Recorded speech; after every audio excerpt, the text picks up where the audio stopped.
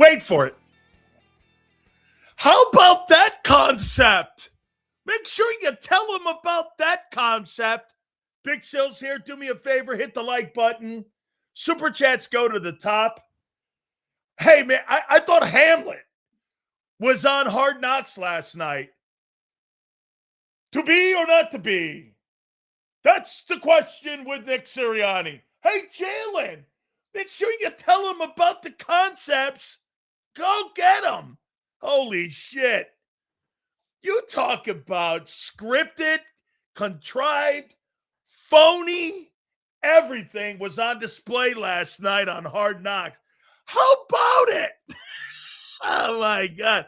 Dude, I was so embarrassed for Nick Sirianni last night on Hard Knocks. I mean, it was so embarrassing. Embarrassing. How about that concept? Hey, I'm glad you listened to the National Football Show with Big Sills. We really appreciate you, Nick. I know that you have vultures watching the program and really watching the network. Hell, John McMullen can't walk into NovaCare without John getting spanked. John has to turn around and say, fuck you, man. Get out of my face. Thank God. That's how we roll here at JAKIB. That's right. John can't say shit. Nobody on this network. They're all pissed. Oh, my God. I have pissed them off so much. They're shitting on John McMullen. You know why? Because we tell the truth. Truth, justice, and the Big Sills way. How you doing? And it's never going to change. Never. Did you see that last night? Nice touchdown pass or nice passing. How about that, God? Make sure you tell him. Tell who? When you're in front of the microphone? Holy cow. Hold on here. Sills wants credentials?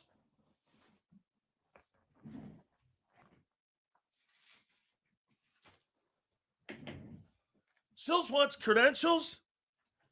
To what? Add to these? What do you mean? What credentials? To add to these? Oh, wait. What credentials? Army, Navy? Super Bowl? What credentials would I need? Credentials? They ask me if I want to go to events.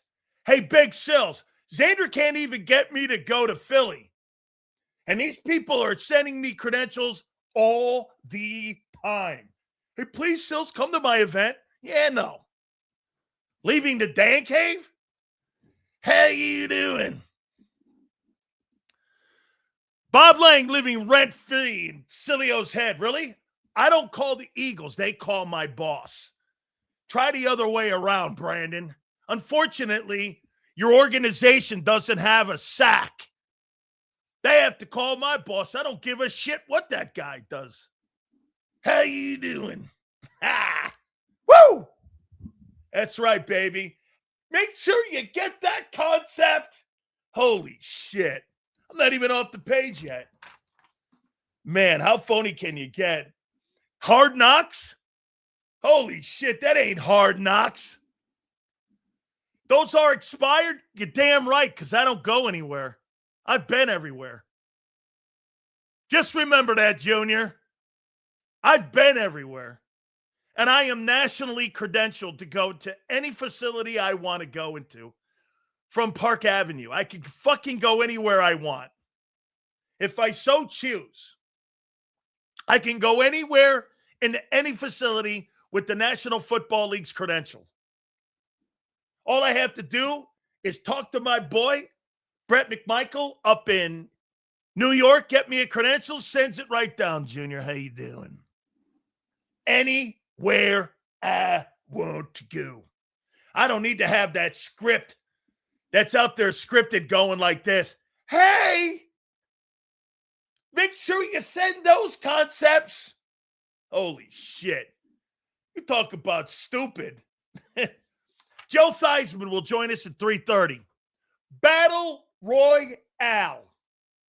will be with us at 4:30. Big Z and Big Sills will be there right after that. Top 10 teams, top 10 quarterbacks.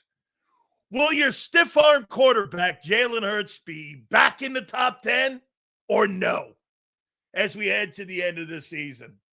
Okay? Sills couldn't show his face in Novacare. Bro, you can't kick a credentialed NFL guy out of anywhere.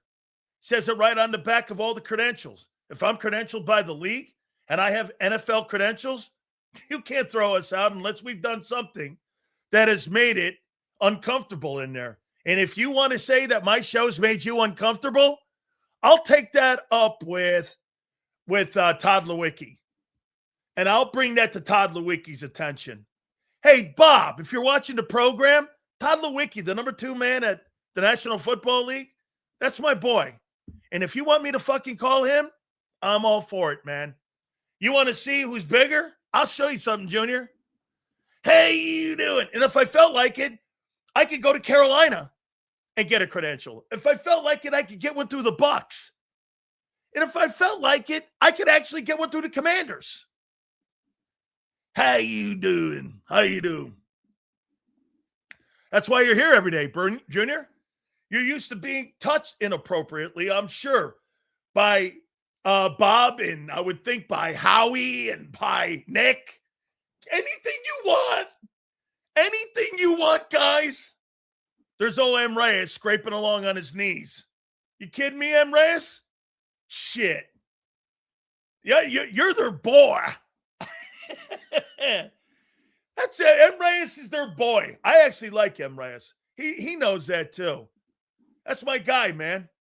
Sills, what's your thoughts on Kenyatta Scott around the 4th round? Funny you should say that. You know what we're doing today? Because the Eagles got some decisions to make. On December 17th, we're going to have a little fun today. We're going to go on Eagle Needs in the offseason. And we're going to start, not players, because I haven't really broken the players down yet, but we're going to go in needs here in a second. And we're going to go down that lane. Okay? And we are. I thought we'd have a little bit of that because, again, as we get ready for the Commanders, and according to some of you guys, this is a slam dunk game. You guys are so fucking good now. Damn. Man, that team is back. You got Acho. You see that offense and Kevin Patullo. Hey, by the way, Kevin Patullo back, yes or no? Do you want him back? Oh, Nick does. That's his boy. You think Kevin Patullo's back as the OC next year? To me, I wouldn't bring his ass back. You think Kevin Patullo's back? You think how many people think he's back? So about half of you think so, huh? Okay. So half the room thinks so and half the room doesn't. That's all you need to know about Kevin Patullo. Sills, don't let this fangirls get you. They thoroughly enjoy. Oh, man. Come on, man. I got to be careful with corporate B Pump because he could take me down a Ron Burgundy lane. We got to raise better Eagle fans. I don't really like that word, man. It reminds me of mayonnaise. I don't want to go there, man. Pump, a corporate B Pump. Yeah, you guys, hey, you younger Eagle fans, you need to be schooled a little better, man. You need to know what you're looking for. You need to know what you're looking at. You still think you're a good football team.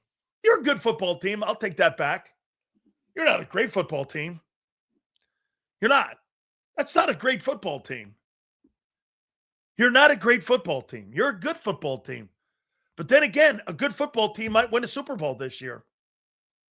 There lies the difference between last year and when you saw the 49ers back in the day, when you saw the Patriots, when you saw the Cowboys, you see Kansas City Chiefs. Those were great football teams. I don't think there's a great football team. So to me, I don't really think a great football team is going to win the Super Bowl. Hey, and I will say this. Let me say this to you. If Josh Allen doesn't come out of the AFC East this year, then we're going to have a conversation about, dude, there's no reason for you not to get out of the AFC this year. I mean, I get it. Your team is not spectacular. But Josh Allen's got to get out of the AFC. There's no Burrow. There's no Mahomes. You're going to have to run into Herbert somewhere. And you might run into Lamar. But you've got to get out of the AFC this year. There's no Patrick Mahomes. And you better catch the AFC now while you can. Okay? Bro, it's not flopping. I don't believe he can carry. Bro, your guy can't play 2 games in a row well. I don't believe Josh Allen and that Bills team can play 4 games in a row if they got to come out of the wild card. I don't. Hey, and by the way, don't forget, your guy doesn't have to be great in the playoffs. He doesn't play 4 straight great games. He never has. And he never will. And I'm not saying to you that Allen has. I've seen Mahomes and Brady play 4 great games. Those are special players. Your boy ain't. Okay? Your boy ain't. Okay? Sills, Josh Allen will hit a roadblock with that Texans defense, maybe. That's a good-looking football team. NFC chip and Super Bowl. Hertz played great. He did. 2 games. And they were the most significant games, so he gets double kudos for that. Bro, I'm never going to deny the guy in what he's done. And I told you, his resume is top 5. His ability is top 15. Sills, if he scores 35 points and losing, I'm not lowering my opinion of Josh Allen. Look, we'll see how the game plays out, but dude, you got to get into the Super Bowl now this year. It's wide open. And I agree with you. I think, hey, I would not be shocked if CJ Stroud and that Houston Texans make it to the AFC Championship game. They've got the best defense in the league. By the way, you want to hear something crazy? The Texans actually have a better defense than you did a year ago. Right now, they are trending to have an even better defense than you. It's fucking crazy great. Crazy. They're having an iconic year. They're like under 270 yards in total defense. I think that's what the number is. Let me quickly look at that there. Where they're sitting right now. I mean, right now, get this, the Texans. Texans are averaging 269 yards per game with 27 TDs allowed.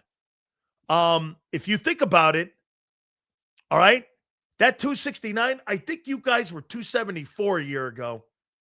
Chargers are at, can't believe it, the Chargers, 279, and the Browns are also tied at 279. That Seahawks team, who plays the Rams tomorrow night, is 283. Then you got the Broncos sitting there at 5. Isn't it wild when you look at this? Look how many teams are in the playoffs with defense. Take a look at this. Let's take a look at this here for a moment here. Okay? Look at the defenses. So the Texans have the number 1 defense. Texans are in the playoff picture as of right now. Chargers are in the playoff picture as of right now. The Browns are not. The Seahawks are. The Broncos are. The Packers are. And the Jaguars. In the top 10, 1, 2, 3, 4, 5, 6, 7 teams in the top 10. 7 teams in the top 10 in defense. Take a look at the offense now. Let's see if that trend continues. Here are the top 10 offenses. Cowboys are number 1. No. Rams, yes. Bills, yes. Lions, no. Bears, yes. Pats, yes. Seahawks, yes. 1, 2, 3, 4, 5. There's 5 teams. It's kind of down the middle. What would you rather have, though, in the playoffs? I'd rather have a stout defense in the playoffs.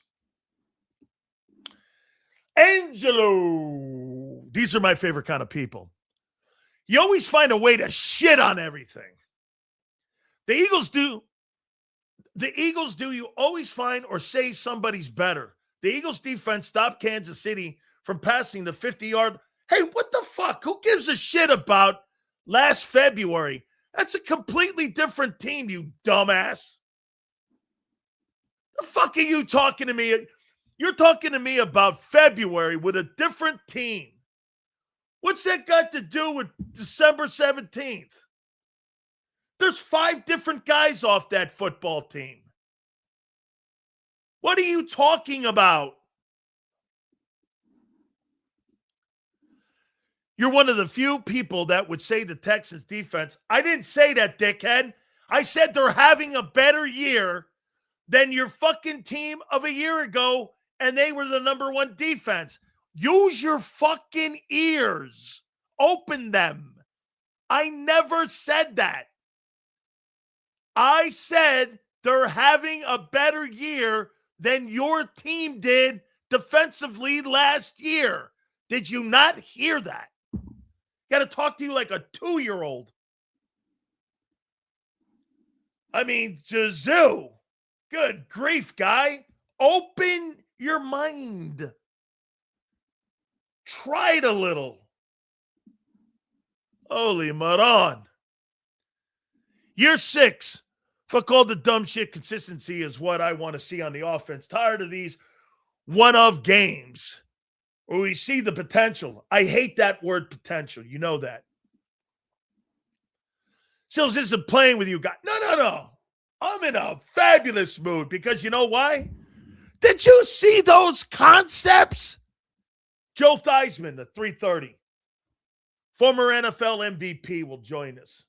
Sills crashing out? What do you mean crashing out? I'm ramping up, bitch. So some birds think we still them boys. No. You guys have the publicity, but the winning. Oh, yeah. It is Battle Royale, too. Let's see. Hold on here. What do I see about holiday? Sil's got the holiday spirit. Absolutely, man. It is football and food. By the way, somebody asked me a question about a TV show. And I'm like, I haven't watched lamestream TV probably in 5 years. The only thing I watch is like the Academy Awards and shit like that and the Grammys. Rest of it's football and sports, baby. Maybe a little bit of the politics, the conventions and shit. Outside of that, I saw Jimmy Kimmel on Monday Night Football the other day, and I'm like, what's that stiff doing? I thought they canceled his show. I mean, right? Jimmy Kimmel. There's a show I'll never watch. Yeah. Okay. Let's see here. Wait a minute here. Oh, 200 people in here. Hey, dude. Well, you don't have to be here. Trade season over. I don't care about that shit, man. Does Washington pay my bills? So I'm a sports fan, bro. Shit happens. Move on. Don't get attached. There you go. Start thinking about the future there, my friend. By the way, I think they're coaching Jaden Daniels wrong. That guy needs to be playing against the Eagles. How the fuck are you going to get better sitting on the sidelines being shut down? There's only 17 of these ball games, my friend. How's Jaden Daniels going to get better? Waiting for what? Next year? I think that's a BS way of coaching someone. The only way you get better at something is continually doing it. It's one of the reasons why you practice. How about this? If you didn't want to play him in a game, that's one thing. At least let him go out there and practice. Sills, Vic thrust the 31st defense last year to the number 1 defense, respectively. I'd rather have Vic's defense in the playoffs. I happen to agree with you. Dan Quinn ain't getting that extension. I don't know about that yet. He put the team in the NFC title game, and their quarterback got hurt this year. Okay? See what he does next year. He's not medically cleared. Yeah, okay. Dude, they shut him down. It is, Sills. That's what I say about him. Can't stand up to play. Hey, dude. Let's see here. See what we got here. Daniels needs to eat cheeseburgers. Dude, he's bigger than your guy. He's 6'4", 220. Where are you coming off to? Is he small? He's 6'4". I mean, hey, Twiz, I'm sure he could eat a bowl of Cheerios off your head. Twiz is calling Jaden Daniels small, and the guy could eat a bowl of oatmeal off his head. Dude, he's 220. He's a swimp. Okay. Well, if he's a swimp, get this. Jalen Hurts is one of them little, like, midget guys. Guys that were in the circus, you shoot out of a cannon. Jalen Hurts is so short, you can shoot him out of a cannon. He looks skinny as hell. 220. Yeah, no. Yeah, you put Jalen in it. He's so short as a quarterback, you could shoot him out of a cannon at a circus. Hey, that's my quarterback. Very nicely done, Jessica. Comes in with a TO reference. Absolutely, man. 6'4", 200. Come on, bro. Was holding 25-pound weight. Okay. Hey, I don't know why you guys are under the impression. Some of you guys thought he was 6 feet. No, that's your guy. Hurts is short, one of his problems. Absolutely. He's a little guy. Little guys don't really play well in the league. He's a little guy. Big guys beat little guys up. Little guy, big guy. Little guys get beat up by big guys. Herm Edwards. Who said it? Herm coached him at Arizona State. Is that good enough? And he said it on the program. My source. Okay. His coach. His fucking coach. I don't know. So are you a brioche kind of guy? My mom made the best brioche. Oh, yeah. Yes. Dude, there was nothing during Christmas time my grandmother or my aunt couldn't make. Are you kidding me, man? Shit. When my grandma died and I moved away, like the greatest cook in the history of Italian ladies, like well, we have some of the recipes still, but let me say this to you, man. My grandmother, during the holidays, my God, nothing like it. I've never seen anything like it. It was gourmet meals. Yeah, I mean, it was just, yeah. Brajal. Yeah, I mean, my grandpa liked Brajal. Sills, you got all these Jalenites on the grid once again. These motherfuckers looking like some dirty steaks. Extra, extra well done. Incredible segment. Corporate B Pump. Hey, Pump, help me out on this. So after the Raider game, you notice the Jalenites are all back. It's like, they're like those little gnats. You know, you're out at a picnic. You're eating at a picnic and these like gnats. Those are Jalenites. They're bugging you. Like, get out of here, man, with this big shit like this. Like Jalenites. You're swatting a gnat. That's what you got. Jalenites are like gnats at a picnic. Get out of here, man. What the fuck is going on here?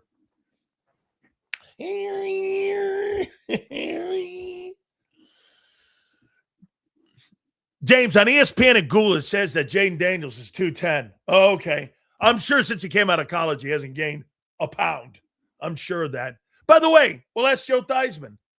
He works with the Redskins/Commanders. We'll ask him. What'd he say?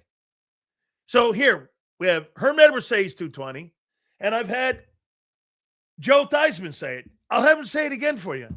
Who's your source? I don't know. Hey, make sure you get that concept in. Okay. Make sure you get that concept. Make sure you tell them, hey, Nick, I didn't know you watched my show that much. But thank you. I know that one day that, what's his name? He did the show from, or his segment, when Merrill Reese was allowed. Now he's not allowed to come on the program because the Eagles don't want him on the program. And WIP told him that he couldn't be on because the Eagles didn't want him on my show any longer because we were actually pulling more out of Merrill. You notice that WIP's putting Merrill Reese on now once a week. And it's a horrible segment. I hate to say it. You know why? They don't really get the best out of Merrill. Merrill's got stories. Merrill's got personal relationships. And the reason why I asked Merrill about his personal relationships with players and his best times that he had, so I can ask him, can you show me your shoes? Can I show you the gift that Jalen gave me? Those guys don't know what they're doing over there. They're amateur hour. You don't know how to work a guest. Unfortunately, though, and by the way, I love Merrill. Devontae Smith is 250 just because I said so. Bro, I didn't say he was 220. Herm Edwards, who coached him, said it. I don't know what the fuck you're talking about. I didn't make that number up. The coach said it. Thank you, man. Awesome. Thank you, bro. It means a lot because the people that listen to that station, let me say this to you, man. You make that station roll. If it wasn't for you, man, you could put a trained seal on a mic at that station, and you guys would call that station because you know why? I told you this when I first got here. Okay? I told you when I first got here. You're the people that make the Philadelphia sports calendar work. It's the passion you have for your teams. You play football, you should know that his size just by looking at him. Yeah, he looks 6'4", 220 to me. Tall guys are thin. Same thing when I saw Cam Newton. Or you look at Reggie White. When you saw Reggie White walk towards you, he didn't look 300 pounds. He was all of 6'5" and a half. And you didn't realize he was 300 pounds because he was that tall. When you're tall, bro, I'm not fucking going into something that a coach who coached him said. This is stupid. Whatever. Besides meatballs and lasagna. You know what? My grandma made the greatest meatballs on the planet because it was a recipe we have. The lasagna was always a little bit more in the olive oil end. And my grandma liked to cook a lot of olive oil with it. So I wasn't always a lasagna guy. And she loved to put the extra cheese in it. I'm more of the meat guy. And she liked to put a lot of cheese in it. I'm 5'8", 180. There you go, bro. I could shoot your ass out of a cannon. There you go. You can walk on a tightrope. You can be there with them SEAL guys and walk like the tightrope. Yes, sir. Gettys. Yes, sir. My boy here, the olive oil end. Extra ricotta for me. Opposite of the silly roadie. Yeah. All right, we're going to do some fun here, man. We're going to have some fun here. Oh, by the way, Vic Fangio spoke. I like the way Vic talks. Vic was like, what'd you make of the game? Hey, our offense did a nice job. You know, I thought it was a shot at the offense. Hey, our offense helped us. See, you guys didn't catch the little thing that Big Sills gets. Because I heard Zander this morning go like this. You take anything away from what Vic said? Or take anything away? Oh, it was Jalen. See me, when I hear this, hey, Vic, how do you think the defense played? Well, our offense helped us out a lot. Oh, that'd be a first. That'd be a first. It was a shot. I agree. Yeah, well, our offense helped us. Yeah. Hey, I heard that and I was like, what? Okay. That's a first. Yeah. That was a first. Okay. He was like, yeah, we played pretty well. We played very well. Everyone was good. Our offense helped us out a lot. Well, if the head coach and OC won't hold the offense accountable, someone has to do it. I fucking hate that word accountable. I hate that word. I despise when I hear that phrase, holding people accountable. Shut the fuck up. Accountability, when you're talking it, they're just words to me. Accountability is actions, not words. I don't want to hear anybody talking about accountability. This guy takes accountability for what? Fucking a play up? That is so dumb. I'd rather not have you say anything. Hey, was that your fault? Yeah. I screwed that up. Is that accountability or just being truthful? So truthful is now accountability? Being accountable is moving your football team and having a top-rated offense on a week-to-week basis. That's accountability. Not taking accountability for fucking a play up and your offense has struggled and stumbled all year long. You take accountability 1 week for a struggling offense? That falls on deaf ears with me, dude. As a matter of fact, I don't believe you. Your offense has struggled all season long, all year long. And you know what? What you've done is you've taken the Raider game and made yourselves feel better about it. It's okay. It's fool's gold. It totally is. I remember you say to Nakobe was too small. That's right. He is too small. That's why he's always injured. He's missed 21 games in 3 fucking years. So what's wrong with what I said? I remember you saying that Nakobe was too small and that he was a shrimp. Well, he is. He's missed 21 games in 3 years. I don't know. Am I wrong? Thanks for the super, bud. What am I wrong about? What have I been wrong? You said he was too small and he was a shrimp. He's a shwimp, actually. He's missed 21 football games in 3 years. What do you think? Okay, Sam Mills didn't miss football games. This guy misses football games. I said nothing that was wrong, and I still hold to it. He missed games this year. I mean, what? I remember when you said that Nakobe was too small. Well, he is.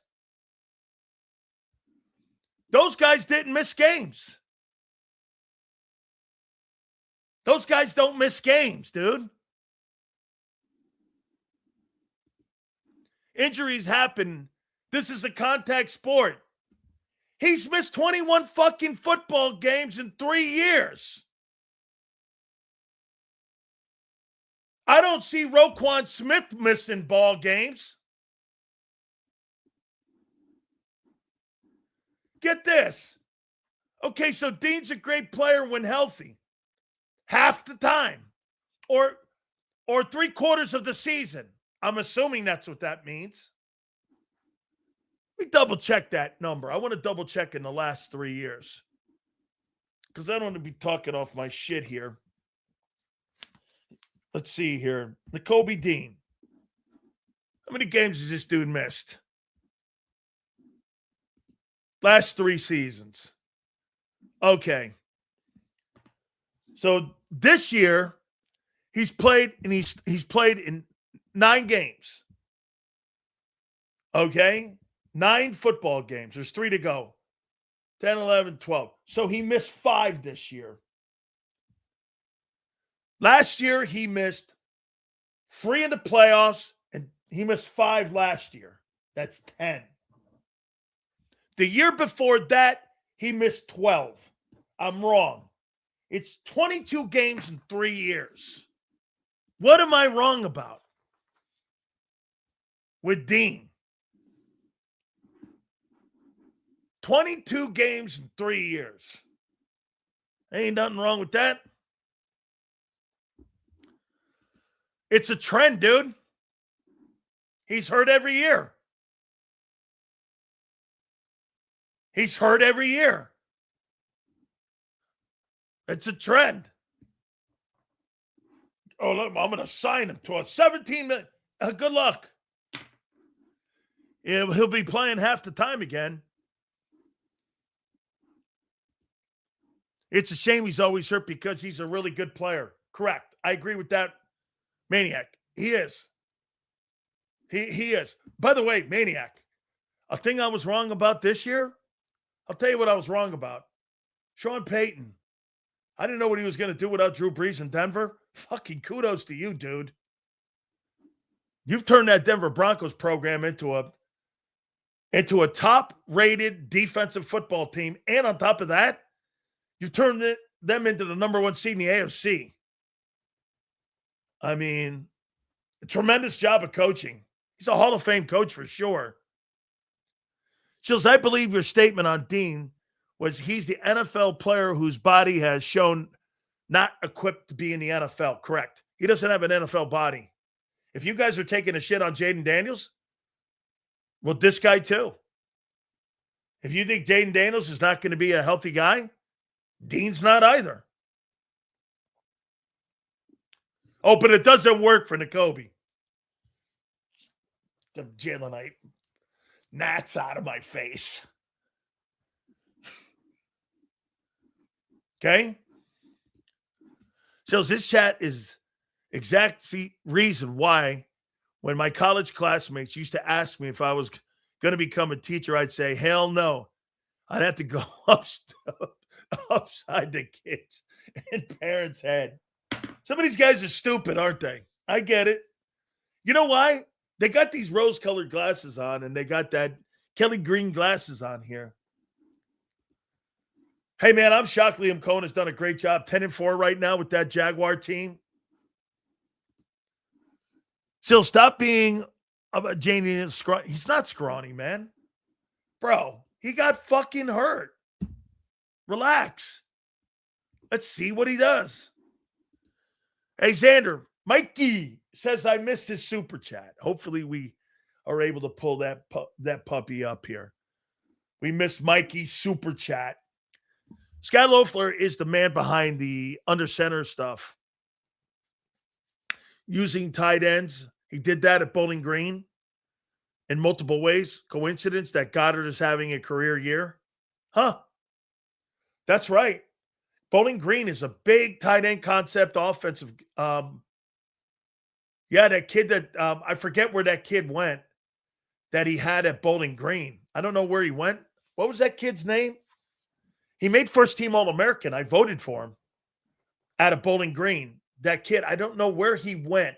I wonder what kind of season he's having because that's true. When he was the head coach over at Bowling Green, Fanning, that's it. When he was there, he was first team All-American, and he had a big-time tight end concept. And you're right. That's really a great pull, Mikey. That is. Hey, you know what? You guys, I mean, I'm lost. Has Sills ever actually seen Jaden Daniels? Curtis, I'm not going by what I'm saying. I'm going by the head coach who coached him. So wait a minute. Are you calling Herm Edwards a liar? And I'm done talking about a guy's size. The fuck is that? Herm Edwards said 6'4", 220. 215, 220. Somewhere in there he said. I didn't say that. I've never seen him. I had a guy who recruited him.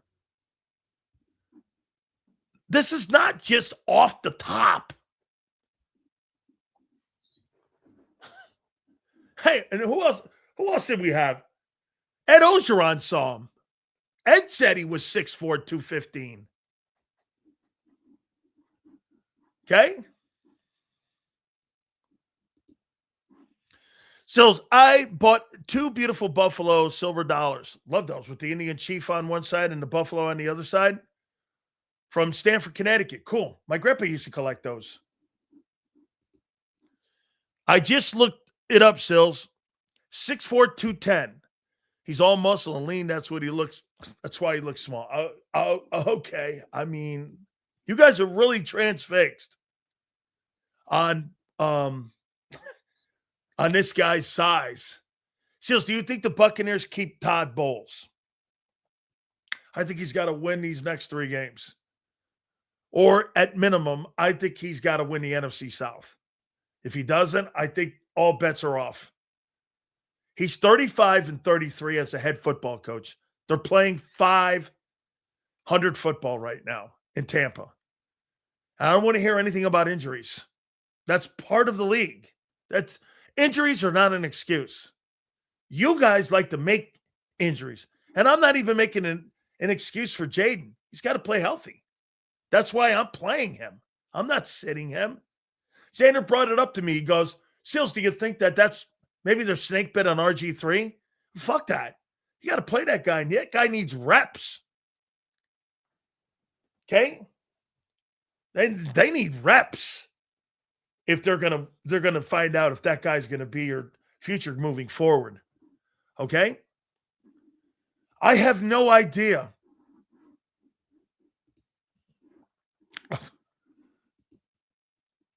Dude, I don't know what the fucking deal is with size. We're gonna move on.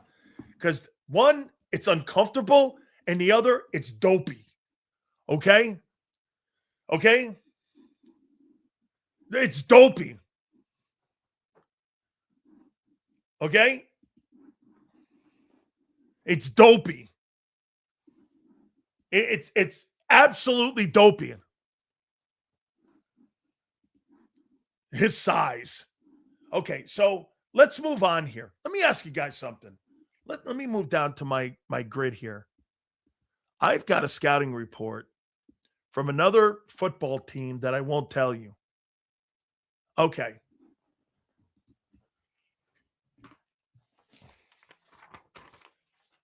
If you had to right now pick out the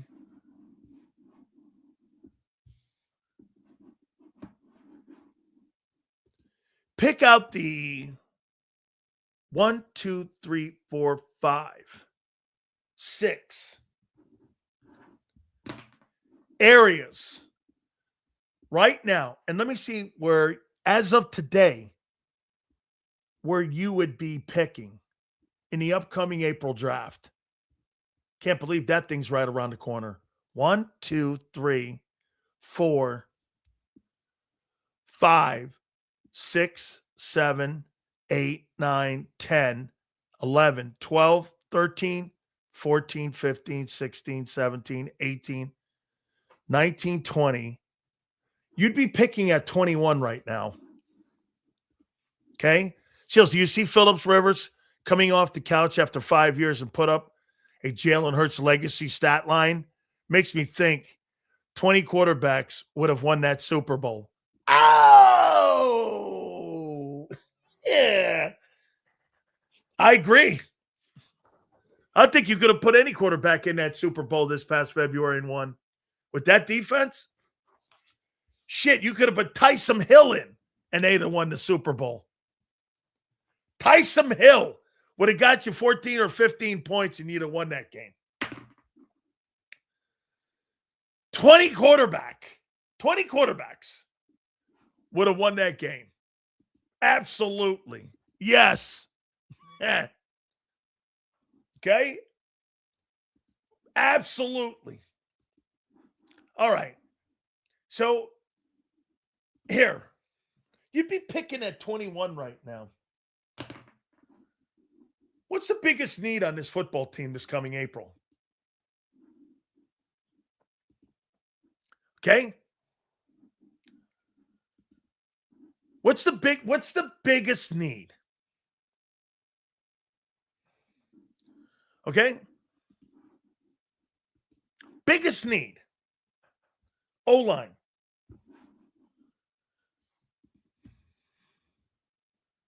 O-line is your biggest need. Trenches. Oh, quarterback. O-line. O-line and edge. Okay? Safety. Here's mine. I think you're going to get an edge rusher. I think you're going to get an edge. I don't think Nolan Smith is good enough. And I think Jalen Hunt is probably going to be the guy that's going to probably be your death piece. And they're going to draft another guy. You got to set the edges. One of the things that made that defense last year so good, you were great on the edges. And one of the things this year, where have they run the ball? They've run the ball off tackle. They really haven't run the ball up the middle. They've run the ball, and I think Nolan Smith is out. Nolan Smith is not good enough, and he's not healthy enough ever. He's just undersized. He's too undersized. So, again, I don't know the order on how this is going to go, but for me, I think you're still going to be in the market for an edge rusher. I do. I think you're going to be in the market because the majority of the run game has been, for me, has been a problem off tackle. They've attacked the edges. Chargers did it. Bears did it. The Bears went right after your edges. So I think you're going to need, and then we'll put them in order. I think you're going to need another edge. And for me, if you have Jalen Phillips and another edge, and then you have Jalen Hunt, that's your three-man rotation. I think that's a pretty good rotation moving forward. I think, and this draft is going to be loaded with draft picks that are going to be edge guys. The kid Bain's not going to be anywhere near for you guys to go down and grow up and get him because he's probably going to be a top 10 guy. But for me, I think you're going to have to address the edge. Then I said, then we'll categorize them. So I got this scouting report from another football team. I really can't say which because you'll figure it out on who gave me this, on how, again, remember something. The reason why you look at other teams and what their needs are, that's how you put your draft board together. And right now what you're doing is you're putting your draft board together and you're figuring out what other teams are going to need. Then you put the players in. Right now, you're not putting the players in. You're putting where you think your needs are right now. Campbell is Bond's replacement. I just realized that. Yeah, probably. Or no, he's Nakobe's. He's Nakobe's replacement. Nakobe Dean. Bro, if Nakobe here, I would do this if I'm Dean. I would take less money. I would take less money. Because if you go somewhere else and they don't know the history and they don't know your injury history and they're not patient with you, then guess what? You're not going to be there long because they're going to see they gave you a lot of money and they gave you all the opportunity. And if you're not healthy, they're going to cut you. That's what they did with Denzel Perriman. They were always underwhelmed by his size. I think Denzel Perriman is actually shorter and smaller than Nakobe Dean. And he's played like 14 years. He's been in the league like 12, 13 years, I think, coming out of Miami. I always thought he was too small, but he made it, man. He's a 10-plus year guy, and he's played pretty well in the NFL. He's been a heck of a ball player. He shocked me. Listen, let me see something here with Dallas Goddard this year. Let me go down here with Goddard. Where's Dallas Goddard? Here we go. Dallas Goddard. Okay. So Dallas Goddard most likely this year will end up the season with 700 yards receiving, 11 touchdowns, and 66 catches. In this offense, that's insane great. If Dallas Goddard played with a true passing quarterback, Dallas Goddard's a 13 to 1,400 yard guy, 90 catches, and 10 touchdowns every year. But you're going to move off of him. You've made it clear. You asked him to take a $5 million pay cut. Why would I come back? I'm having a good enough year for me to get out in free agency. I'm not going to sit back with Philadelphia. Why would I? I took a $4 million pay cut. You didn't want to pay me. Everyone got raises but me. The only guy that didn't get a raise was Dallas Goddard. And you bring me back on a prove-it deal? Fuck you. I'm going somewhere else. My last shot at getting a bag. Goddard in Kansas City would be insane great. He'd be 1,100 receiving tight end there. He'd get like 90 catches there if he was in Kansas City next year. That's where I would go. If I were him, I'd go to Kansas City. I'd go to some place like the Chargers. I might go to they just signed that kid from Michigan and Chicago, so not there. I don't want to be a backup in Green Bay. Hey, New York, they're going to need a tight end. You know, they draft a receiver and you bring Goddard in New York for Jackson Dart. That's something to think about. I'd also think Dallas Goddard in Tampa. Otten's a good player, but he's not Dallas Goddard. Rams would be a good place, depending at Stafford, though. Buccaneers would be a great place. But for me to come back, you're going to have to offer me a lot of money. I think that guy in the open market with those numbers, almost 70 catches, 700 yards, and 10 touchdowns. I mean, dude, I'm going to pay that guy $15 to $16 million to come and play for me.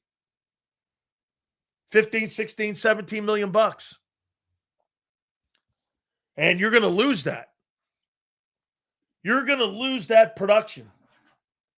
So you got to go into the draft and get yourself a tight end, or you got to sign a free agent tight end. I think, and if you notice, they're really starting to use him as of late. Now, you know what people are praying? That Dallas does what? A hometown discount? He's in the last contract. How old is Dallas Goddard?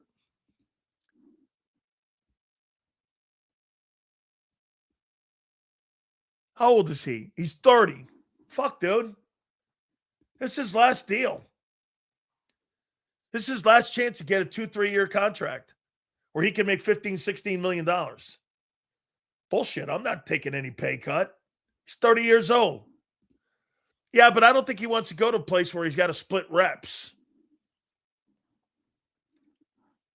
When was the last time Dallas played 12 games or more? It's a good point. I think he's played in a lot of games this year. How many games has he played in this year? I think he's played in almost all the games. I think maybe he missed 1, 2 at most this year. Look at it, and right? Just like I said, too, look at the last 2 weeks. I brought this up on the postgame show, and I've been bringing it up lately. And everyone's kind of glazing over it. This guy's got 17 targets in 2 weeks. And before that, they were 2, 4, 3. Now you're looking at, I mean, here, let me show you what they've done with Goddard. You tell me if they've upped it. So listen to this. Earlier in the year, the most he had in a 2-game span was Denver and New York.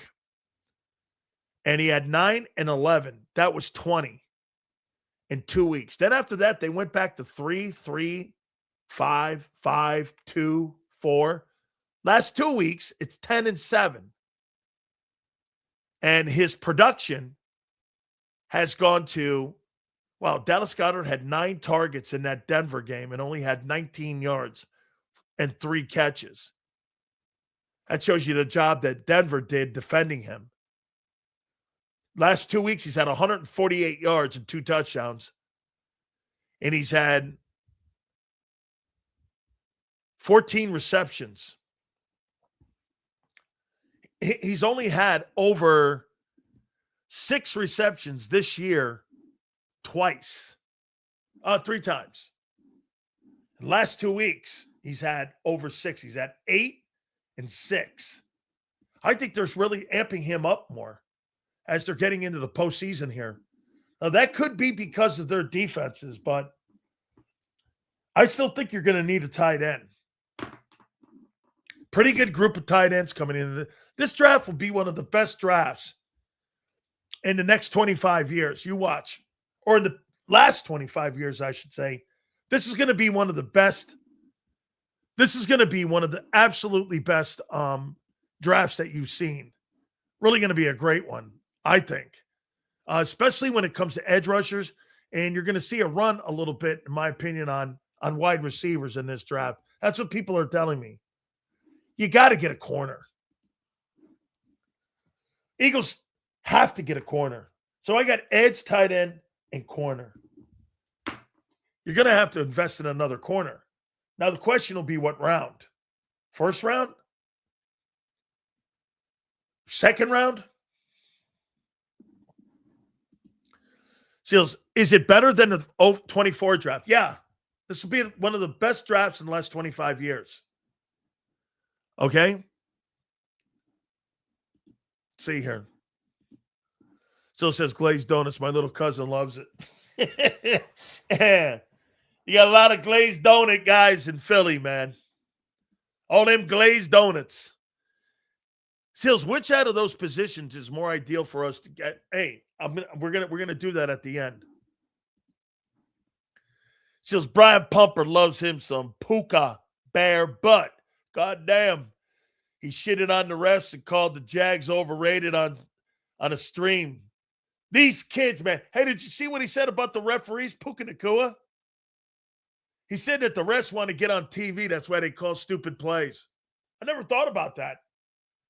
You get 20 million people watching football games and the refs calling penalties. They want to get on TV. I never thought about that. All right. Puka's funny. Yeah. Jags overrated. I don't think the Jags are overrated. I don't. Yeah, people don't like when I posted on my X account about, let's see, HBO Hard Knocks with the Eagles is so scripted. All bullshit.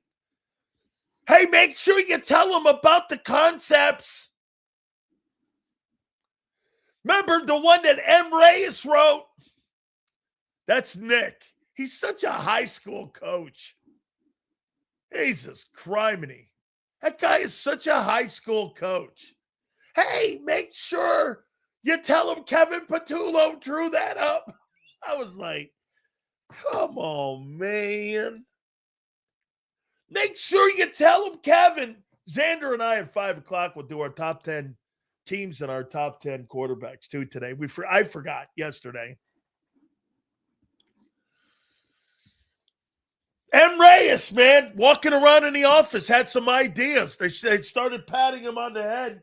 And here's Nicky and here's Howie. Howie, too. Can you hey, the only thing that Howie is, I got to say, M. Reyes, you're on your knees. You still probably look Roseman in the eyes.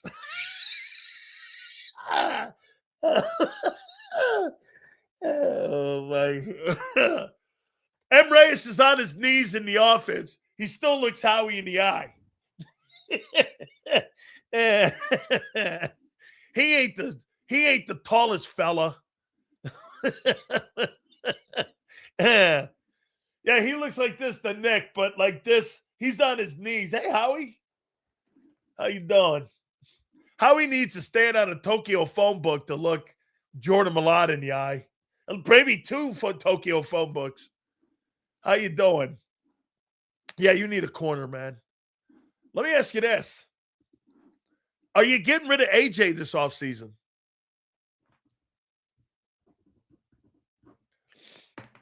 I like doing this stuff. I love the draft.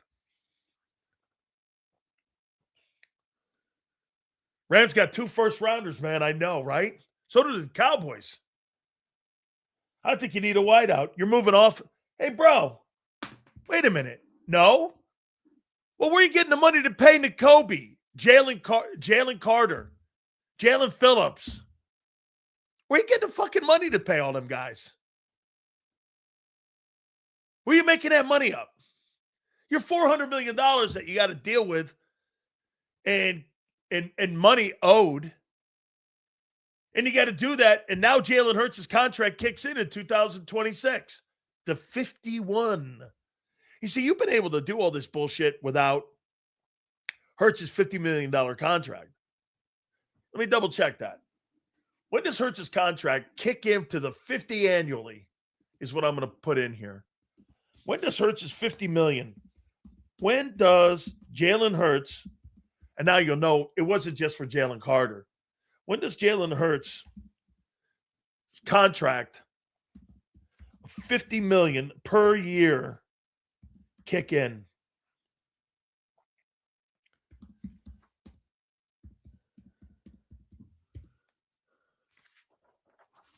$2026. Jalen Hurts, right here. Here's the particulars on the contract. Jalen Hurts' $51 million annual deal contract kicks in immediately with his 2023 extension. But the big cash hits and the cap numbers ramp up in the first year in 2026, when his cash payment jumps significantly to $51.5 million. And his cap hit raises because of the bonuses also kick in. So in 2026, his first year, he gets, get this, heading into the 2026 season, Jalen Hurts gets a paycheck of $51.5 million. How you doing? They weren't ramping up for Jalen Carter. They're getting ready for Jalen Hurts' money to kick in, which means someone goes, dude. And you're only going up. You go up 18% every year in the cap, which means about $25 million you're going to go up. Okay? That's your contracts on your team are outperforming the market. You don't see that? Get this. Hurts well-deserved. Well-deserved. 27th best offense in football 2 years in a row. Well-deserved. So as I'm listening to offers, especially from teams like the Browns and other AFC teams, but I'm not trying to ship him unless the trade is good. I'm not trading Jalen Hurts. And plus, you can't trade him. He's got a no trade. Stop with the trade. Stop with that. I never said trade him. I've never at any time said that. You can't trade the guy. You don't have any power. You're powerless. He's got a no trade cost. You can't do anything with him until he so feels fit. I mean, AJ. Okay. AJ. I got it. You're talking AJ Brown. Okay. You're not getting a 1 for AJ Brown. You're going to get the second trade of Devontae Adams. You're not getting a 1 for A.J. Brown. A $32 million you got to pick up. And he's 29 years old. I think he'll be 29 next year. I'm not paying fucking a first rounder and $32 million for a guy who's 30 years old. Oh, thank you. I can't see the Eagles get that ass bounced in the playoffs. Better hope they beat Washington this weekend because the Bills are going to spank them. Bills got to win too, dude. I said this before. I think it all depends where the quarterback and if Stafford comes back. When Stafford wins the Super Bowl, and he wins the Super Bowl this year, does he retire? So when he wins the Super Bowl, okay, we'll see what he does. He may just bow out. He just may bow out. We're actually going to beat Buffalo. Oh, it's a funny thing. Okay. You haven't beaten a winning team since October 5th. You've beat 2 winning teams. And now you're going to go up to Buffalo and win. All right. 2 winning teams you've beaten in the last 2 months. Yo, Sills, what are your thoughts on the Eagles edge rusher, A.J. Pena out of Rhode Island? I'll have to look at these guys. Let me finish this up here. I like that. I like that you guys are starting to look here. And wide receiver and then offensive lineman. Now let's rank these. Edge, tight end, cornerback, wide receiver, and OC. I'm going to have Xander later too. Me? I think your biggest need, since you're going to lose your tight end and maybe AJ,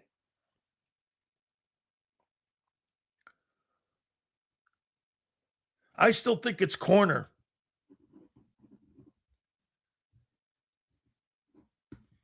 Now, wait. If you win a Super Bowl with a Dory Jackson, if you win a Super Bowl with him, corner's not going to be a priority because you got away with it. I don't know what that order would be. I think the playoffs have to play out yet before you can put that order. Because if you get your O-line going, don't you do this? Well, they were hurt. And I'm pretty good with our guys then. But if they struggle in the playoffs, then you probably – I think these next 3 on the order, I think you need edge, tight end, cornerback, wide receiver, and O-line. I don't know what the order is yet. Because what if Jalen Phillips gets 7 sacks and he plays like Josh Sweat? And Jelix Hunt plays out of his ass. What if Nolan Smith plays out of his ass? Do you reevaluate that?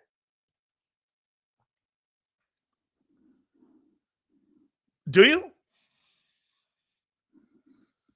I'm not sure yet. He's going to have to beat out Stingley. Bro, how is he going to be all pro over Stingley and Surtain, who are on the top 2 defenses in football? How's that possible? And you're 22nd in pass defense. Help me out on that. How are you getting over Stingley? How are you getting over Stingley and Surtain? You're not getting over those guys. Those guys have top-ranked defenses. And they're man cover corners. Q's not beating them dudes out. Over who? You're 20-something in pass. Actually, you've improved. You're 14th or 16th in pass defense. Okay? Second team. Hey, that's a great accomplishment. Second team All-Pro. Be a Pro Bowler for sure. Because the kid in Baltimore was hurt, I think DeJean's going to be the first team, and we predicted that. He was going to be first team All-Pro. Hate? I don't hate anybody. I hate Nazis.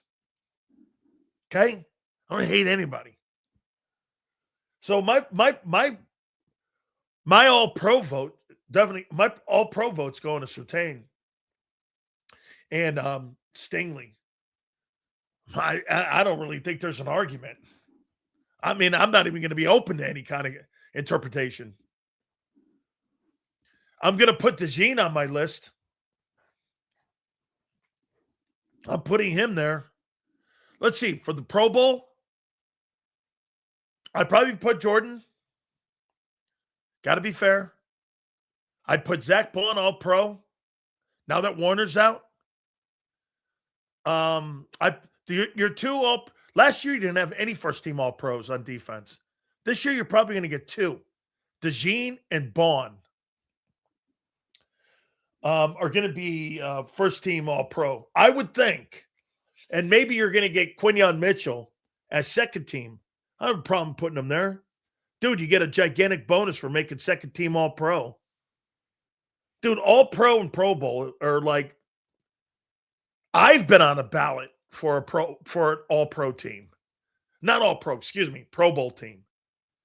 All-Pro, that's a different world. Maybe Ojomo. Maybe. I think, you know what? Even though I don't like the fact that they're pulling him off the field. By the way, Joe Theismann's going to join us at the bottom of the hour. Okay?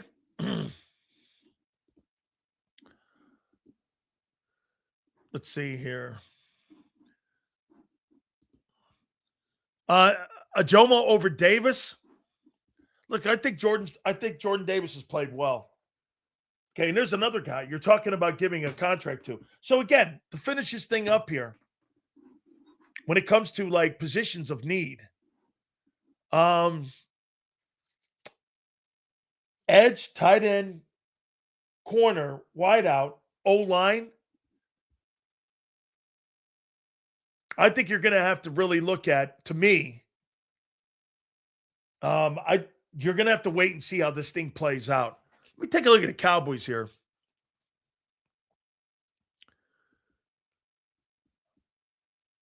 I would say the Cowboys are here.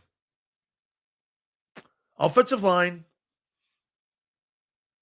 D-line,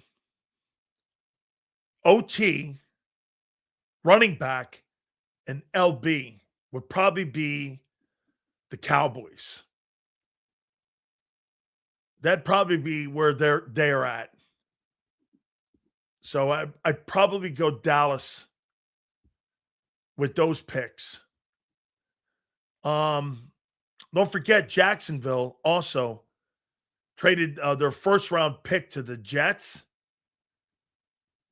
And if I'm not mistaken, also, I think the Colts, because of that Sauce Gardner. Let's see here. You know what? I'm not against that. You know, maybe in the third round.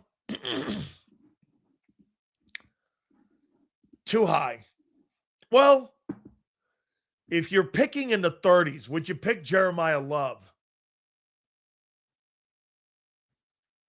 Running back for Notre Dame.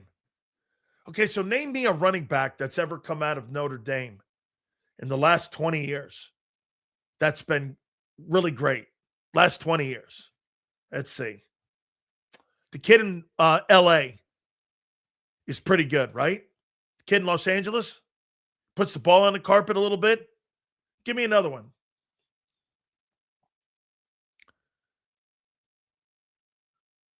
Last 20 years, my friend. Last 20 years.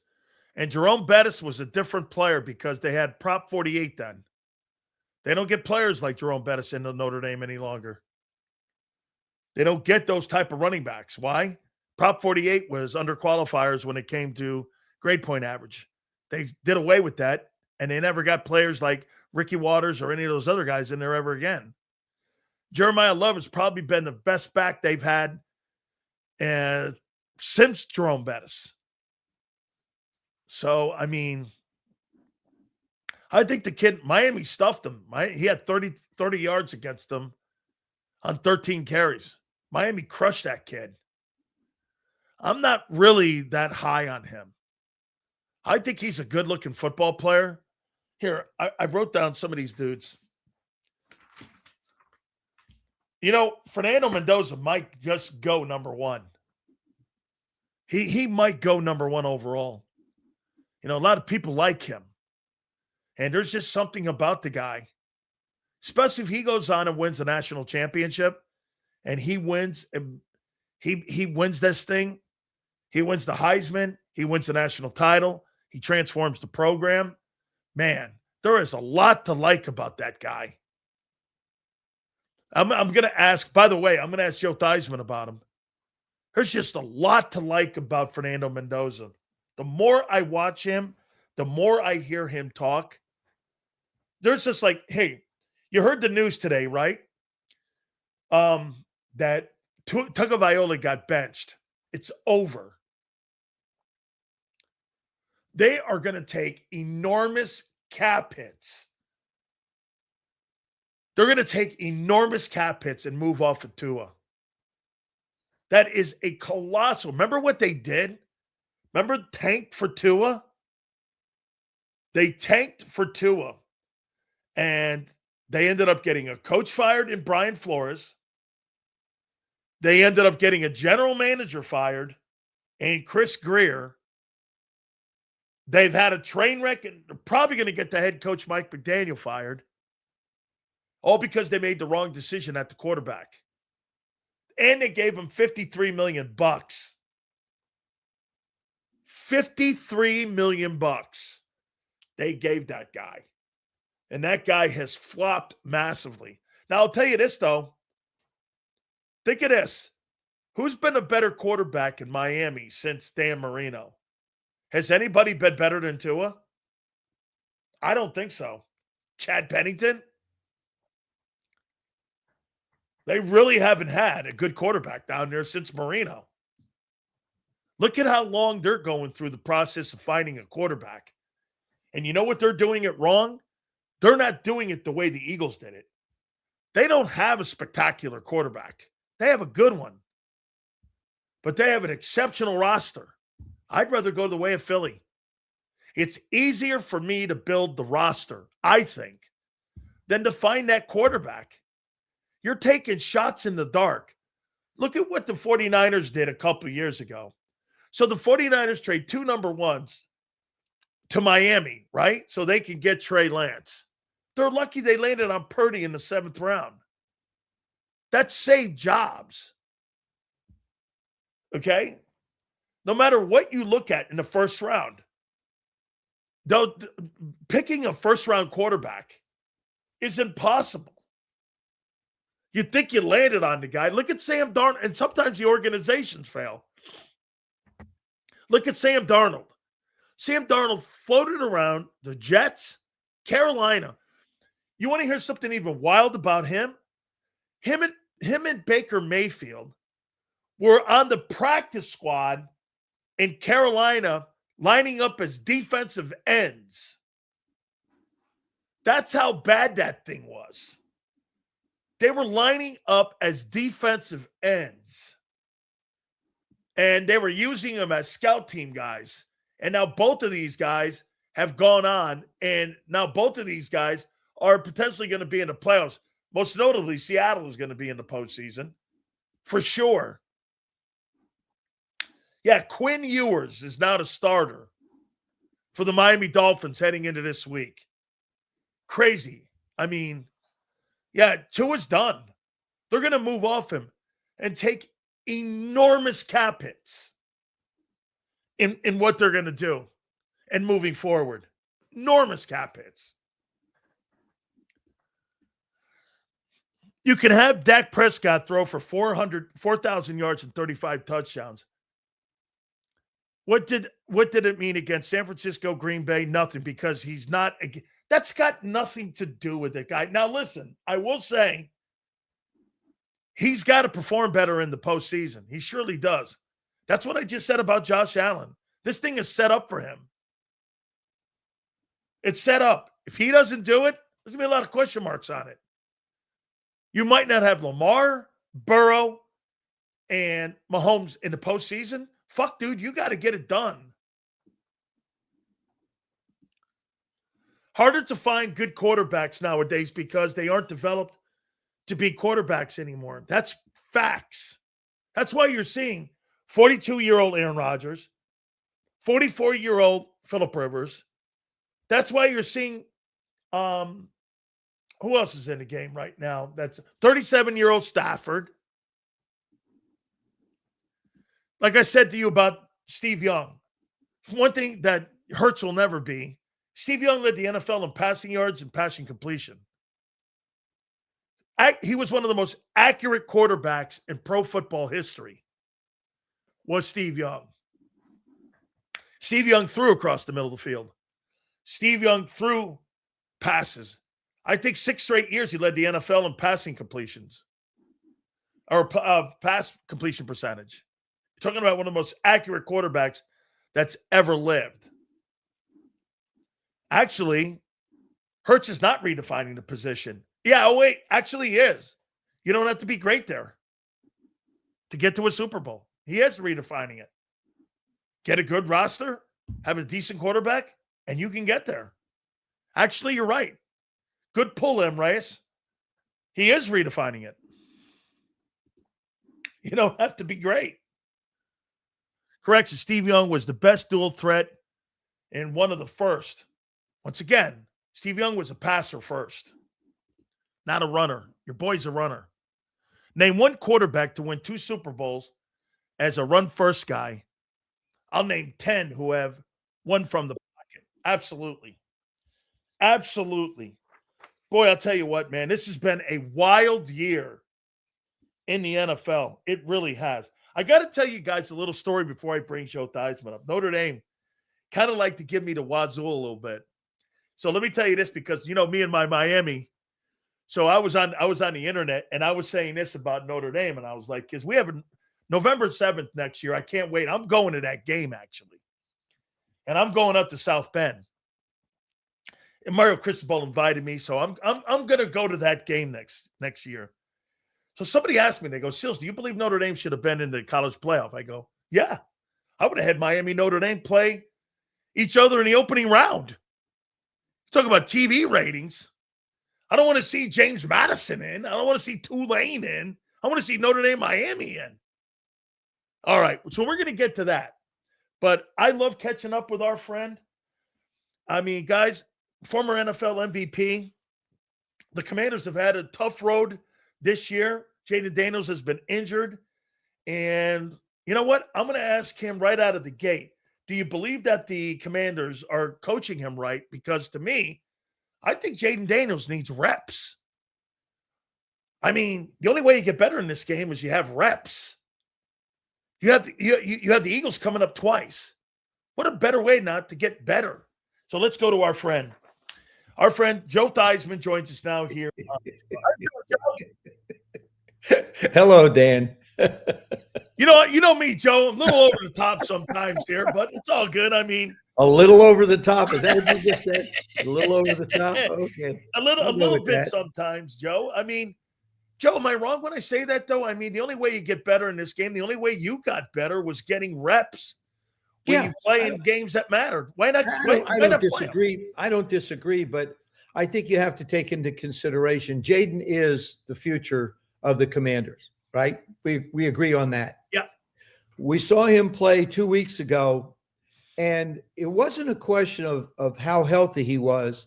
And this is the thing that I think coaches have to realize. Can he protect himself in the unusual situation? Jaden could run. Jaden could run out of bounds. Jaden could throw the ball. Jaden could slide. But no one ever thought about the fact that if an interception happened or a fumble happened and he tried to make a play, all of a sudden he would get blocked. And instinctively, you're going to put your left arm or your right arm out to try and, help the fall. And that's exactly what happened. He aggravated it. He's played a lot of football. This year he's been in and out, but he had an entire season last year. I agreed with him going back if he was healthy a week ago. I agree with Dan shutting him down for the rest of the season now. What's the sense of putting him out there in harm's way in a situation where there is no playoff? You want him to be your quarterback of the future.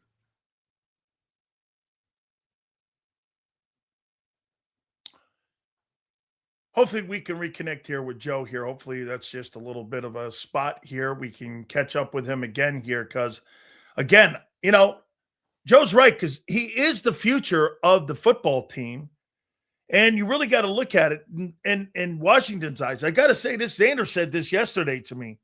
He's like, do you think they're snake bit a little bit because of what they saw with RG3 and what the organization went through with that? Because, again, they rushed him back too soon.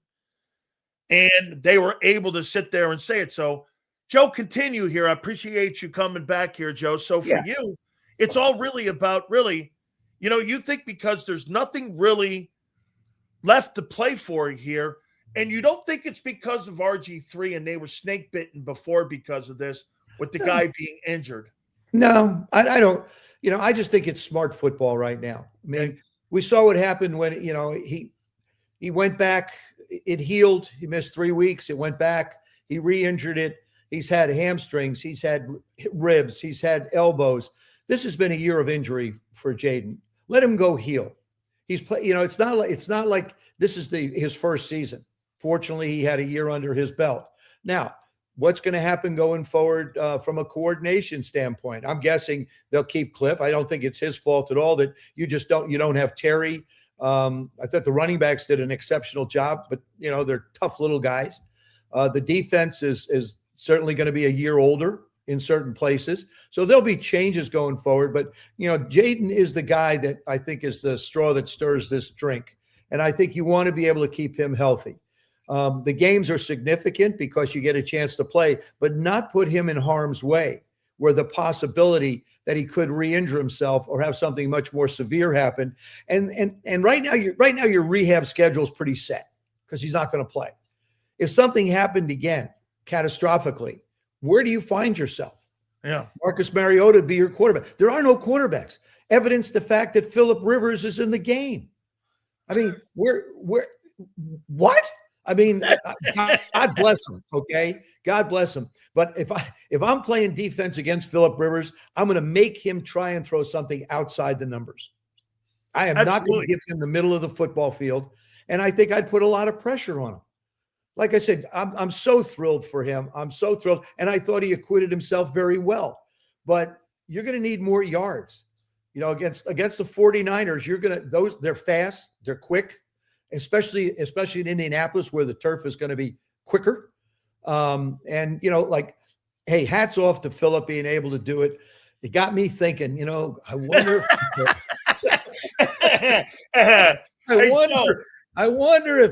if I'm past that age where they might consider me. But when you look around now, this is the situation. This is the circumstances in professional football. When you think of the Indianapolis Colts, and he's familiar with the system, so it makes sense. But you look around, who is available to be able to sign, and they chose no one and went with a 44-year-old guy who hadn't played football in 5 years. That's an indictment to everybody else that's on the street right now. To be honest with you, I mean, they didn't think you were good enough to be able to bring you in. Riley's not. Riley probably will be healthier this week if they need to go to him. But I'm thrilled for Phillip. But in Jaden's case, I agree with what they've done. Sit him down. How about this too, Joe? Just to go and expand more what you're saying. Help me. Listen, I don't want to sound like, oh man, get off my lawn with guys like you.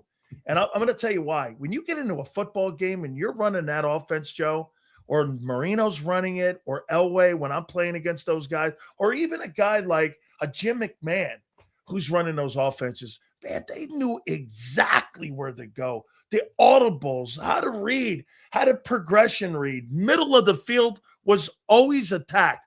I see more of this now today, Joe, than I ever have.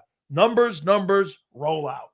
Numbers, roll out. Yeah. It's like these guys really just haven't been schooled, or maybe it's the coordinators that are with them that don't have the acronym to be able to go in there and teach these guys the game. Because I sound like, oh man, get off my lawn, but man, you guys were such savants. Well, behind the pocket, it was amazing. I don't see that today. Well, Dan, part of it is because we have a lot of young quarterbacks, and the growth at the position is a process. I mean, I didn't feel like I really sort of totally understood what was going on until my fourth year. The first year, you get the installation of the game plans. The second year, you learn what the defenses are trying to do to you. Then you put the two of them together to assimilate how coaches want you to attack it. Then you go back to being the athlete that they drafted in college, where you don't have to think as much, that you just get a chance to react. And I think what we're seeing, and Bo Nix does an excellent job. Young guys have the ability to be able to do it. Caleb Williams, as terrific as the Bears are playing, look at his numbers. He's still struggling at the position. He makes, I don't even count. I've lost track of the plays that he makes outside the pocket on the run. And I think Ben, eventually he'll get the ball out of his hands a little bit more in the pocket, which again is part of the growth process.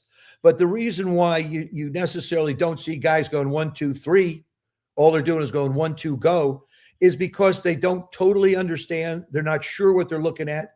And the complexity of the defenses is so much more than it was. And this is the thing I thought about when they were talking about Phillip Rivers. He's been gone 5 years. The defenses have changed in 5 years. Dan, they've become so much more complex. The substitution packages, the pressure packages.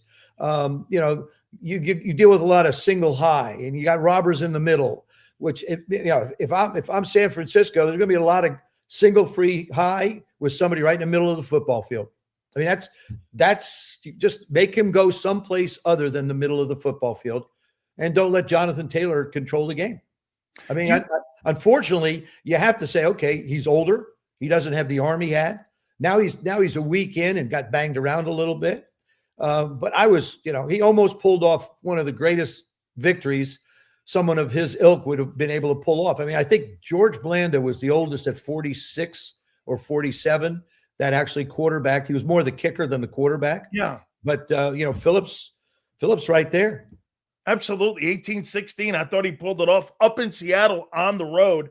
Right. Do you agree, Joe, that the game today's played more in space? I mean, we had bigger linebacker guys. The guys were like 250, 60 pounds that were playing inside linebacker. These guys today look like they're like Wolverine backs. They look like guys that are 6 feet, 215-pound guys. They're not really big dudes. And the game looks like it's played in more space. Am I right when I say that? Yeah, it is. I mean, the game is more about quickness than it is about bulk. You're not gonna road grade people. You're going to create a little crease so somebody can get through it, or you're going to bring pressure from different places where you're forcing a running back who don't make their living blocking 235-pound linebackers that can run 4.5 or sub 4.5s. It's a game in space, and it's something. This is the other thing. There is an epidemic in football, both collegiate and professional football, of defensive backs thinking that they can body block a running back to the ground. They don't tackle. I'll tell you one team that does it and does it well, and that's the San Francisco 49ers. You don't see them throwing their bodies at people when they're running. A lot of defensive backs don't want to wrap up. Maybe they haven't been taught. Maybe they don't want to. Maybe they're protecting themselves. I don't know. But there's tons of guys, running backs, that run over defensive backs that just don't wrap up. But there are teams that become very noticeable. Like I said, San Francisco, one of them, where if you're in space, they're going to try and tackle you. They're not going to try and body block you to the ground. Robert Saleh does a spectacular job with that Really defense does. As the defensive coordinator there. I want to ask you something about Jalen Hurts. There's been a gigantic conversation about him and his inability. I call him limited, Joe, but again, his resume is spectacular. There's no doubt they've built the football team around the limitations that he does have. It's not a high complex. There's not a lot of motion. You don't see a lot of really big-time schemes. What do you make of Jalen Hurts? And again, I get it, Joe. The ultimate thing is to win. Dan, let me ask you this question. You say he has limits. He has limitations. What are they? Okay, well, he doesn't throw on time. He doesn't play on time. I think he does. I think you look at the slants. He takes about the slant. The shorter passes are the ones that are timing routes. The deeper ones, you don't necessarily throw on time. I thought the pass he threw to A.J. Brown this past weekend was a pretty darn good timing pass. Yeah. When he sees what he needs to see, the ball gets out of his hands. And this is what I was talking about a little bit earlier. The complexity of the defenses force you to hold the ball a little bit more. Now, he's not going to break the pocket like a Bo Nix or a Jaden Daniels. That's not him. He's going to move around and make a play. And if he's escaping, he's escaping up the field to make plays and then protecting himself. Or if he does get outside, he'll just run out of bounds. Plays smart football. But and people say, oh, his limitations. I think he throws the ball down the field well. Terrific, to be honest with you. I think he can bang a slant when he needs to. I think he identifies where people are. We talked about this, 1, 2, 3. Where am I going with the football? So when people say Jaden has limitations, every quarterback is going to be limited if you don't have a running game to help you. You're going to be forced to be limited. You're going to be forced into situations and throws that, don't look as good as they should. But I get a kick out of when people say the guy's got limitations. Well, he doesn't physically have limitations. He's got a strong enough arm. He's accurate down the field. He understands what he's looking at. He can make plays with his legs. Where's the limitations?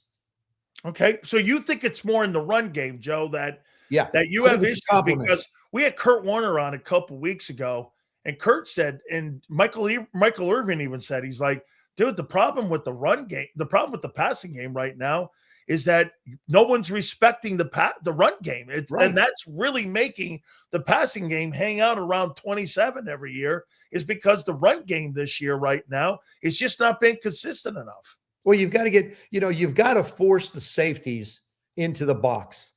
If you allow people to play with safeties, backing everything up, it's going to be hard to get the ball down the field. And you were talking about the speed of the linebackers in particular, the range that they have, the coverage, the amount of ground that they can cover. If you don't get them committing to the line of scrimmage in one shape or form, it's difficult to get it down there. And this is something we're starting to see more and more in the National Football League, Dan, and that's quarterbacks under center. Because under center, you can run play action more effectively than you can from the gun. And and if you'll notice, the Eagles have gone a little bit more that way. Yeah. Towards the latter part of this season. And I think the running game will get better, because now all of a sudden you have the linebackers really between a rock and a hard place. Are they coming up? You take a false step, you're going to get people in behind you. You know, the tight end position has become a paramount position in the National Football League. This is something else people aren't talking about. The importance of the tight end position. You look at teams that do well. Their tight ends are a big part of it. I mean, they're tight end in Indianapolis, in San Francisco, in Dallas. You know, they drive it. They drive the offense. They're the great complement when it comes to play action, because it's not a deep throw. You get the ball out of your hands. And this is one of the struggles that Kansas City had. When you're putting the ball in the ground as much as they were, you don't get a 2nd down and 8.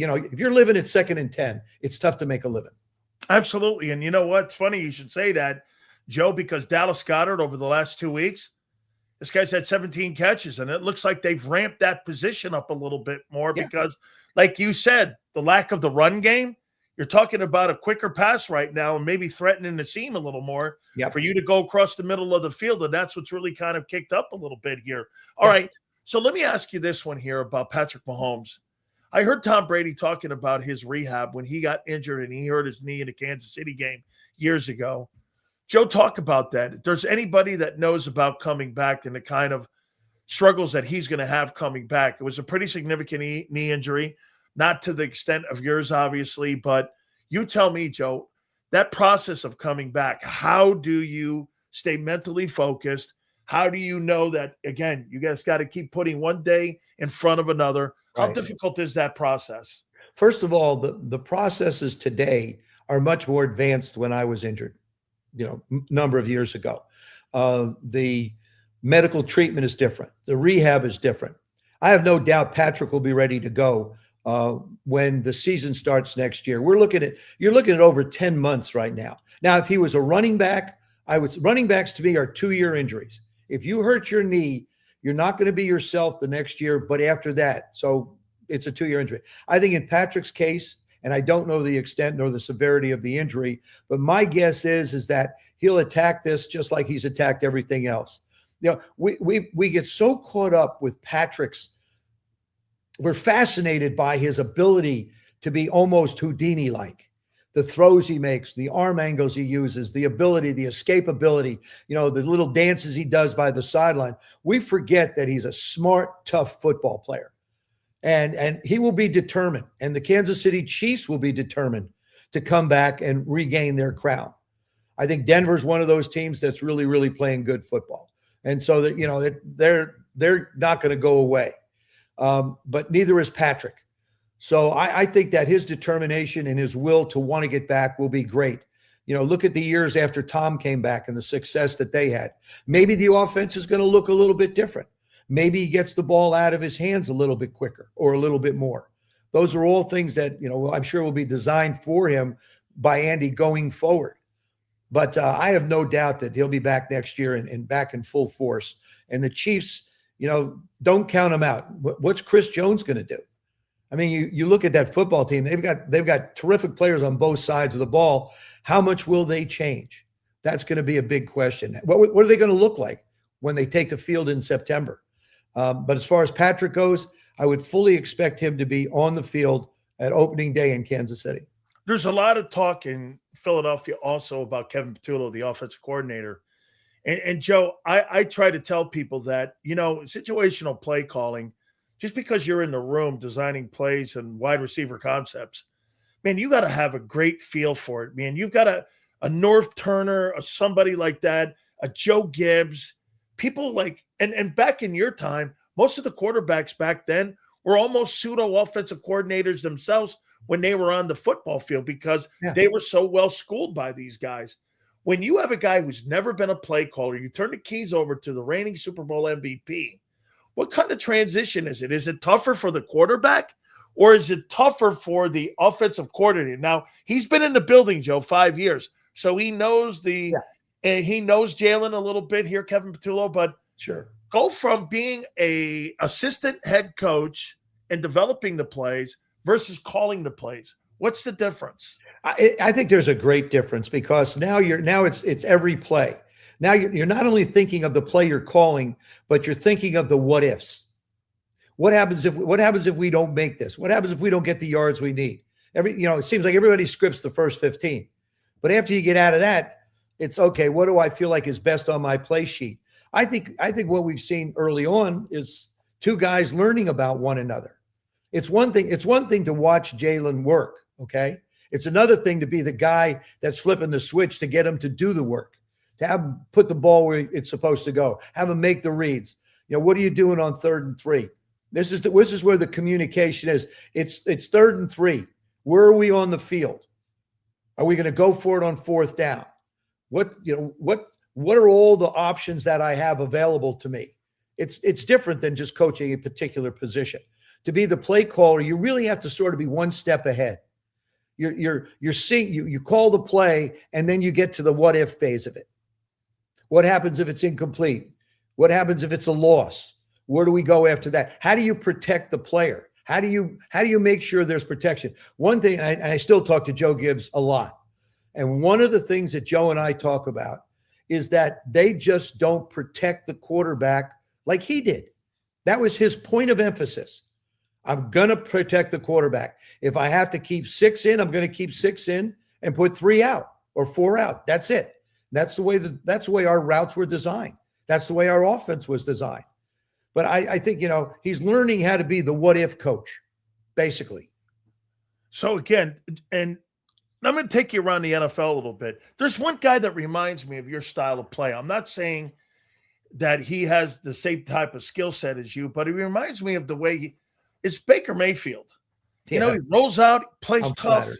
He moves the sticks any way he seems necessary. He's got great skill. He's a tough guy. You think that's a fair comparison? And do you like Baker? Because there's a big conversation in Tampa. I also do a Tampa radio show. Right. Down in Tampa each morning. And, he's making 30. They're talking about a contract extension. What's your takeaway on Baker Mayfield? I'm flattered that you mentioned my name with Baker. I watch him play. I never, thought about my game being like his, but I really like the way he plays. I mean, I love his toughness, and he's smart. He threw a critical interception last week. Okay, they lost a game probably they should not have lost, but everybody throws interceptions. You're going to put the ball places sometimes. It wasn't like there wasn't any receiver in the area. I know exactly what he was trying to do. We hate to do this as offensive guys. Give the defensive guys some credit for making a play. Okay, Joe, they're good too, right? They're on the other side of the ball for a reason, and they're getting a salary for a reason. But I like his ability to be able to be a leader. If you want to lead people, you don't do it vocally, you do it by your actions. And that's what Baker is. Baker on the football field is basically what he's saying with his actions. I'm going to do everything I possibly can to help us win a football game. I'll block people. I'll headbutt people. I'll take on defensive people. If I have to get the first down, I'll try and run over anybody. And that resonates, I think, with the players. And that's why I think, he's had the success that he's had because of that mental approach that he takes to the game. Yeah, and I'm flattered. Like I say, I felt like I played the game, like a tough guy. You did. There are other guys out there that have done it as well. There are a number of them in the league now. Jackson Dart. Somebody's got to sit down with this young man and say, do you really want a career in professional football, or do you just want to be one of those guys that they talked about that wasn't smart enough to get out of harm's way? Bottom line. Anthony Richardson lost another year. Try and run over people. You can't run over these guys. Hey, Jackson, if you ever see this, if you're listening, I want to say something to you as a friend, even though you're a Giant. I want to say this as a friend, okay? Don't take as many hits as you have to. Take as few hits as you possibly can, because there's always another play. And if you're running out of bounds, don't slow down, because somebody will take your knees out. They'll get a 15-yard penalty, and you'll get a 15-month rehabilitation. This drives me absolutely crazy. And it was a little bit early with Jaden with that. I mean, when we had conversations, part of the conversation was always protect yourself. Protect yourself. Make sure you run out of bounds, slide, do whatever you need to do to be able to get up and make plays. Put the defense out there. Let them go do their job. Let the punter go do his job. Let the field goal kicker go do their job. But you have to understand, you fit into the scope of the game. You aren't the game. I love this, Joe. A couple more here for you. I want to tell you, I was on a text message and I told people that you were coming on, and I was talking to Carl Banks, and we were talking to Leonard Marshall, and Lawrence Taylor came in, and I told him, I said that I'm getting you on. And because of my uncle's background, Robustelli being with the Giants and all, sure. He goes like this, you know what? There's two people I respect the most at quarterback, Montana and Thiesmann. That's got to be quite and you've heard that before, how much respect that he has for you. It must be just a tremendous thing, because to me, Lawrence Taylor doesn't throw out compliments to anybody. No. And he throws them out to you, and he just calls you one of the toughest people he's ever played against. And he says you and Montana in today's NFL would absolutely just destroy the league today, because you can't hit the quarterbacks. You've got to know where to throw the football. And do you really think that, Joe, that the game, I mean, these guys are sensational athletes. Yeah. But even Lawrence Taylor looks at the guys and goes, let me tell you something. I'd knock the GOAT out of Tom Brady. It's okay.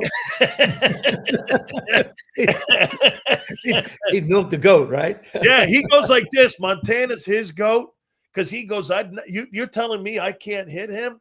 Let me tell you, we beat Joe up, and we beat Joe Theismann up. Oh, yeah. These here are compliments of Byron Hunt. I got them knocked out in 82. In that game when we actually, I think, won the division in that game. Well, actually, we were qualified for the wild card in 82. But yeah, he took out my front teeth. I got to the side. I got to the sidelines, and Joe Gibbs looks at me and goes, "Oh my God, go get Schrader ready." I said, "No, I can call signals. I'm okay. I can do this." So, everybody talks about, you hear these players say, "Hey, I'm going to Disneyland. Hey, I'm going to the dentist." That's exactly what I did after the Giant game. But the Giants, to me, when we played the Giants, it was the most physical barn brawl you could get into. If you didn't have your head on right for a street fight, you were going to get run over by those guys. I mean, there were other teams that were talented, but this team was not only talented, but it was nasty, especially with Carl and everybody on that, and LT. I mean, I told you this before. We had so much respect for LT. When we used to put up defenses on the board, everybody would have a symbol. The V's were defensive linemen, the B's were backers, the S's were safeties, the C's were corner, and there was a big old 56 up there with a circle around him, just so you make sure you know where he is. But yeah, I appreciate it very much. But the game has changed so much, Dan. I mean, this is when people talk about the greatest players in the game. I think you have to take a step back and look at the era. For example, Otto Graham. Tom has 7 world championships, right? Yeah. Otto Graham has 9. Wow. But everybody has a short memory now. If you love the game of football, take some time to look at the total game, the whole game, not just the 20th century, not the 21st century, not just the 80s and 90s and 2000s. If you want to put guys in categories, every 20 years, like from now back to 2000, who's the greatest players? 2000 to 80, who's the greatest player? 80 to 60, 60 to 40. Who are the greatest players in that era? Because first of all, the game's changed. Okay. The rules have changed. But then you're playing, I played in this league. We had 14 games. That's right. Then we went to 16. Now we had 17. How do you compare statistics of anybody today when they played in an era when there were only 14 games and now there's 17, soon to be 18, which by the way, I'd like to say this right now, and I know ownership doesn't want to hear it. It's a total mistake going to 18 games. It is a disaster. The National Football League Players Association has got to grow something to stand up and say, we don't have quarterbacks now. Last year, 62 of them started. I know. Look, I mean, what you're doing is you're diluting the talent when you get to this time of year. And you're still only dressing 47? Really? There's some monumental things that need to take place in football for the fan experience to be able to enjoy, to have the stars on the field. We protect them with rules, but yet we keep having them put them out on the field. I mean, to play 17 games in consecutive basis, and this is where Josh Allen, to me, is, he deserves the title of Superman. I love the amount of hits he takes, the way he keeps on ticking, the things that he does. Felt that way about Patrick. And then Matthew Stafford's another one. I think Sean does a terrific job with him all through the offseason, all through the preseason. Oh, my gosh, his back is bad. Is he ever going to be able to play again? What will the Rams do without him? Oh, no, he just happens to be the lead horse for the MVP right now.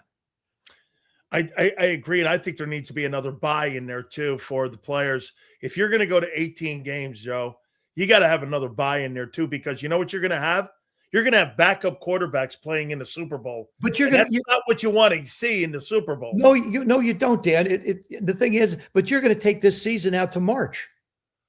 You're going to be playing a Super Bowl in March because you have to have the 2 weeks between that. You already have buys. You basically have mini buys from Thursdays to Sundays, and now they have a preseason game scheduled in Australia next year. Oh, Jesus, from what I understand, and that's good because I was in Madrid and I know what it does as far as getting ready, rehabilitation, everything else, trying to get your body ready to go again. I understand that we're a worldwide entity that we want the world to see. I respect that tremendously. I broadcast 13 games in Tokyo. I know. I got to tell you, Australia's a long way away. It's a long flight. You get on the plane, you start reading a book, you finish the book before you land, Dan. How about this, Joe? You tell me, because I know you were in the game at this time, and there was a guy back in the day when I was younger who would have been a superstar today. His name was Burt Jones. He played for the Colts. Sure. And this guy, I think if I'm not mistaken, Joe, I think he won an MVP award. He did. When he was with the Colts, and this guy was running, he was throwing. Yep. But he didn't last because back then you could annihilate the quarterback late, and he was such thing as a late hit. everything. Yeah, you were open season. Everything was fair game. But no, it was different. And before we go, we have to talk about Notre Dame. Okay, now wait. Let me set it up here. I want you to know this.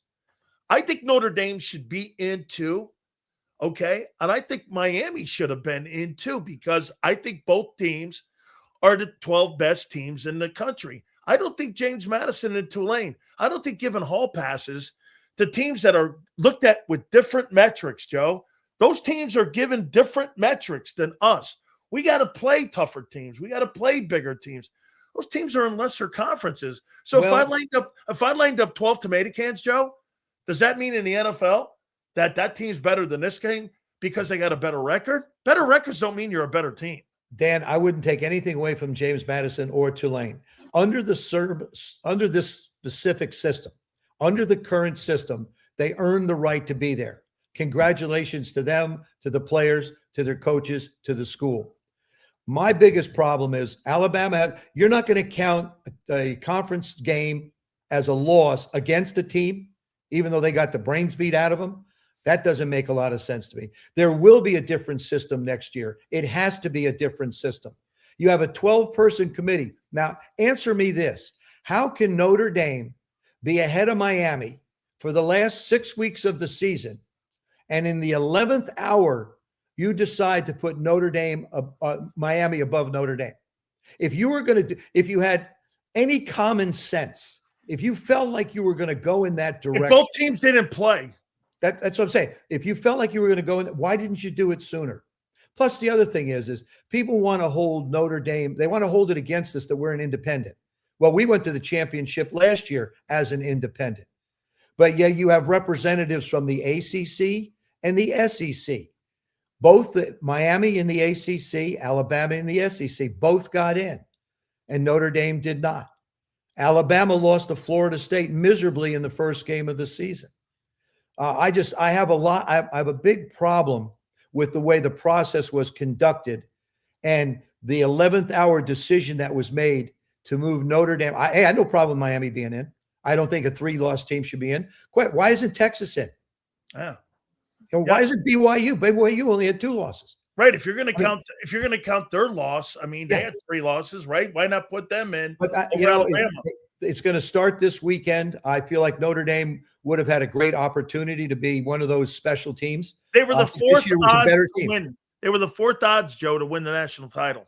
Yeah, and they should have been. And it's one of 2 teams in college football that had a 10-game win streak. You know what the other one was? Indiana. Yeah.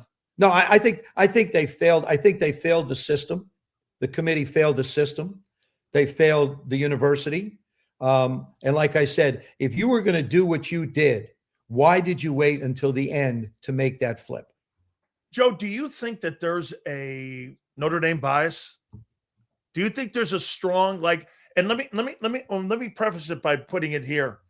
Like you said, when you have ESPN that has the ACC contract and the SEC contract, television contracts, Fox has first right on the Big Ten. Well, the TV networks are also NBC, and everyone knows Dick Ebersol, who's a Notre Dame guy, cut that deal for Notre Dame, and Notre Dame has their own television network. Yeah. But they're not really on the board. And ESPN, Joe, owns the college football playoff. They own it. So their narrative every Saturday on game day, that you can not say you're influencing, but Joe, I can influence this interview by all you need to do is listen. All you need to do is listen. But let me just say one other thing. You know, whatever the decision, like I say, the water's gone under the bridge. Keep in mind that if an SEC team gets into the playoffs, they split that revenue with the conference. If an ACC team gets in, they split that with the conference. If Notre Dame gets in, they don't split it with anybody. Right. So there are a lot of different factors when you look at these decisions that were made that just really don't fit the common sense rule. And like I say, especially the one when the decision was made where it was in such a late time when you could have rectified it. If Miami was ranked above Notre Dame, okay, then so be it. And why don't you count the 12th game? Miami didn't play another game. You didn't hold it against them. No. So, like I said, I'm pro Notre Dame. I support Marcus Freeman and our football team in the decision not to play in a bowl. I respect them. I support them. I congratulate Jeremiah Love for being in the top 4 when it comes to the Heisman Trophy. My personal feeling is he was the best player in college football. And I think he's going to have an exciting career going forward, as will our other Notre Dame men that are going on.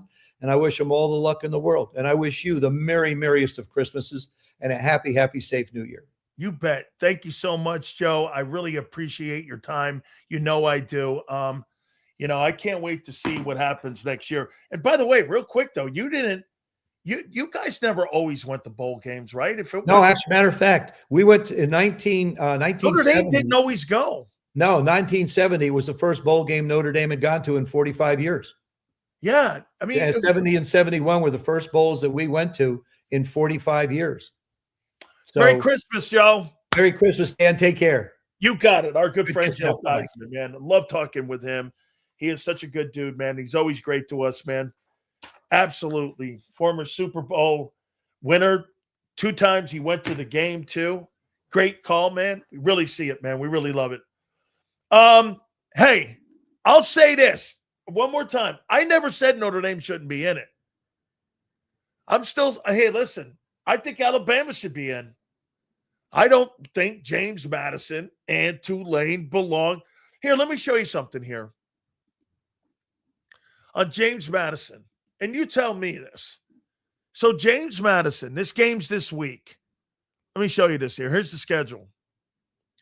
So on Friday, Alabama's favored by 1.5 over Oklahoma and Norman. Okay? All right? That's a college football game. Miami, 2.5-point underdog to Texas A&M at home. Right? Here's the other games.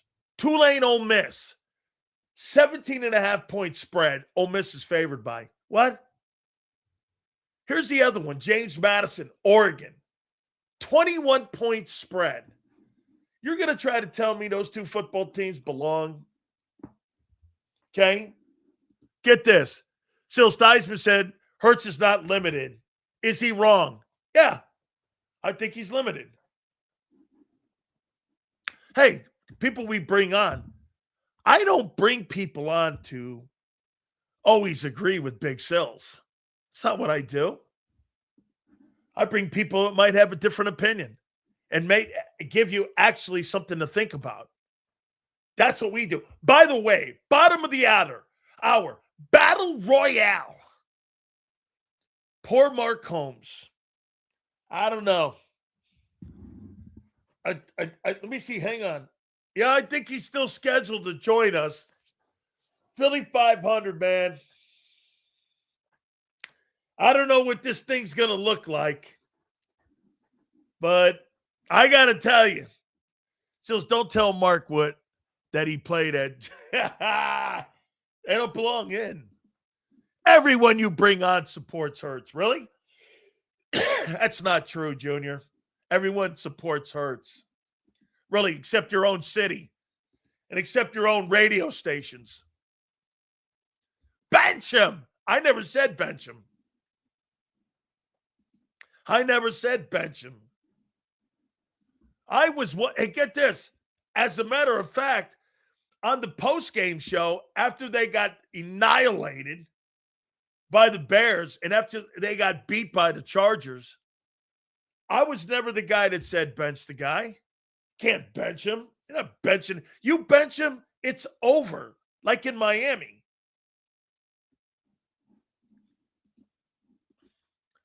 When JMU beats Oregon, I don't want to hear nothing. Upset incoming. Come on, man. James Madison's going to get beat by 30 points. Poor Mark Holmes is going to get his ass smoked today. Sills, you tell Mark Holmes to unblock me. I'm not an Eagle fan. He thinks I am. What were you talking shit to him? Joe's the original biotic man. Steve Rogers. We can rebuild him. Dude, if you've ever seen, let me give you the Joe Thiesmann injury. So I played with a couple dudes. Who was on that? Let me get the guy's name. I want to give you the story here on Thiesmann when LT broke his leg. Let me see here.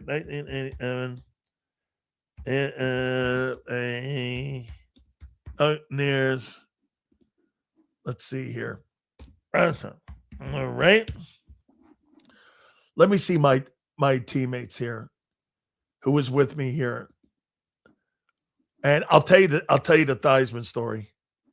Okay. Let me see if I can find his name. And he told me what happened in the game. He was standing here because here it is, Conrad Goody. By the way, Conrad Goody played a role in a movie. And oh my God, I can't remember the name of the movie. Something for Irene. Those brothers made that movie. He's the blonde in it when he's going towards the truck. And he ends up tasing him. That's Conrad Good. He played with me with the Tampa Bay Buccaneers. Well, he was playing with the Giants. And that night, he was on the sidelines when LT broke his leg. So get this. He said that right as the play happened, he said it sounded like somebody taking a baseball bat and hitting a trash can as hard as they could when Thiesmann's leg broke. Guys on the field were throwing up. Leonard Marshall threw up. His leg snapped in half. Right on his shin. Boom. Broke it. Bones going through the sock. And all you saw was the white bone. I've seen this myself on the field with another guy breaking his leg like this. It was a total compound fracture. He said the blood was squirting out so bad. It looked like you go to a park and you're sitting at a water fountain. He said the blood was just coming out like this. They thought Joe Thiesmann was going to die because Joe started turning white. The blood had saturated the entire field. Lawrence Taylor's pants were filled with blood. They were completely filled. They made LT go in and change his pants because there was so much blood. It looked like somebody had cut his leg off. And in the middle of the field, the groundskeeper guys came in and spray painted the blood over with green paint. That's how significant that injury was on the field. The blood was just squirting out of a tendon that had been ruptured because of the bone. The bone clicked it, and the blood just started squirting out. And Joe almost lost his life. It's a true story. I mean, blood was just shooting out. This is on Monday Night Football. They couldn't show it. I mean, they had to stop it. I think Cosell was still in the booth then. I think he was. And I remember because Conrad was telling us the story. He goes, you got to see this thing, man. I'm surprised Joe Thiesmann has to walk with a limp. He has to. Yeah, Scadaboo's injury, not near that. Okay, yeah. Scadaboo was only a dislocation. Thiesmann's injury was way crazier. Oh, my God, dude. Blood was shooting out. Like, they said 3 feet high. Right under the water. Splattering when it hit the ground. This is in the middle of a football game on Monday Night Football. Redskins and Giants. Yeah. I mean, dude, well, let me tell you this to you, man. I had a conversation because I'm very good friends with Leonard Marshall. And I'm great friends with Harry Carson. And Harry Carson, we were just talking on a text, and all of a sudden Lawrence Taylor jumped in. And I told him I was getting Thiesmann on, and he said it. He goes, 2 dudes I love, man, that I think he thinks what, by the way, Ron Jaworski too. He would throw in there. Those guys were tough as shit, he said. He goes, if I played in today's game with Tom Brady, I would knock the fucking goat out of him. You mean I would make sure that guy was wrecked.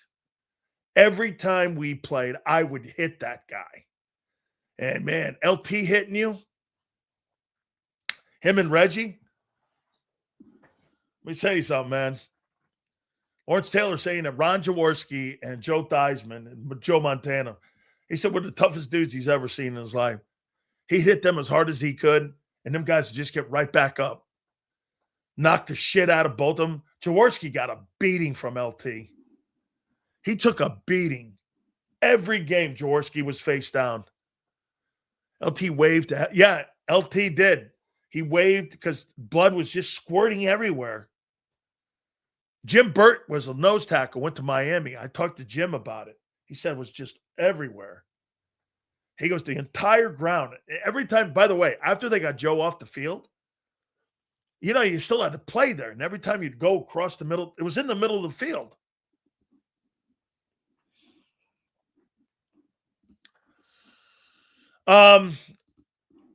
Jalen Mona Hurts.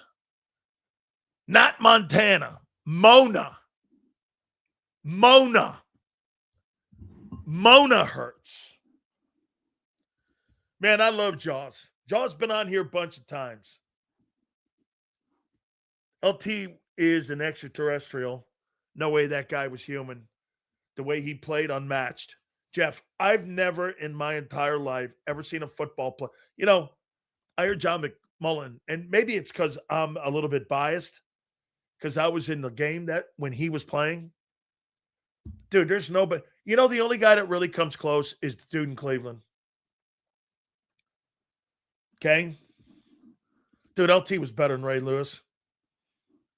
So LT was the best. Now, yeah, no doubt. Dude, Lawrence Taylor is the metric.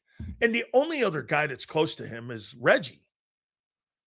Like, you could go like this. You take LT, I'll take Reggie. You take Reggie, I'll take LT. I still think LT was a little better because he affected the pass game, too, when he dropped back in coverage. He had a ton of interceptions and pick sixes, too. You know what happened on that play? We got film on it. I think he broke his clavicle.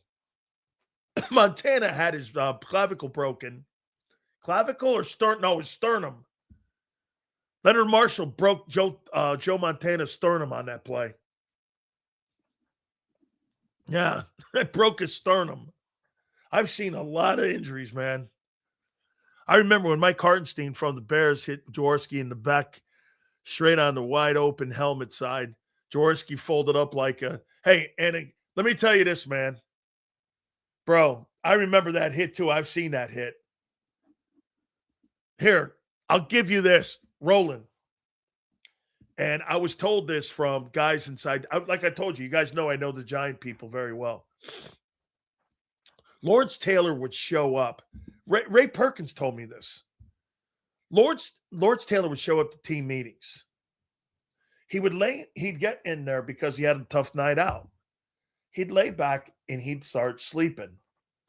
And so Belichick, who was the linebacker coach, goes to Parcells and says, Lawrence Taylor's sleeping in our meetings. I just want you to know he's a little late showing up too.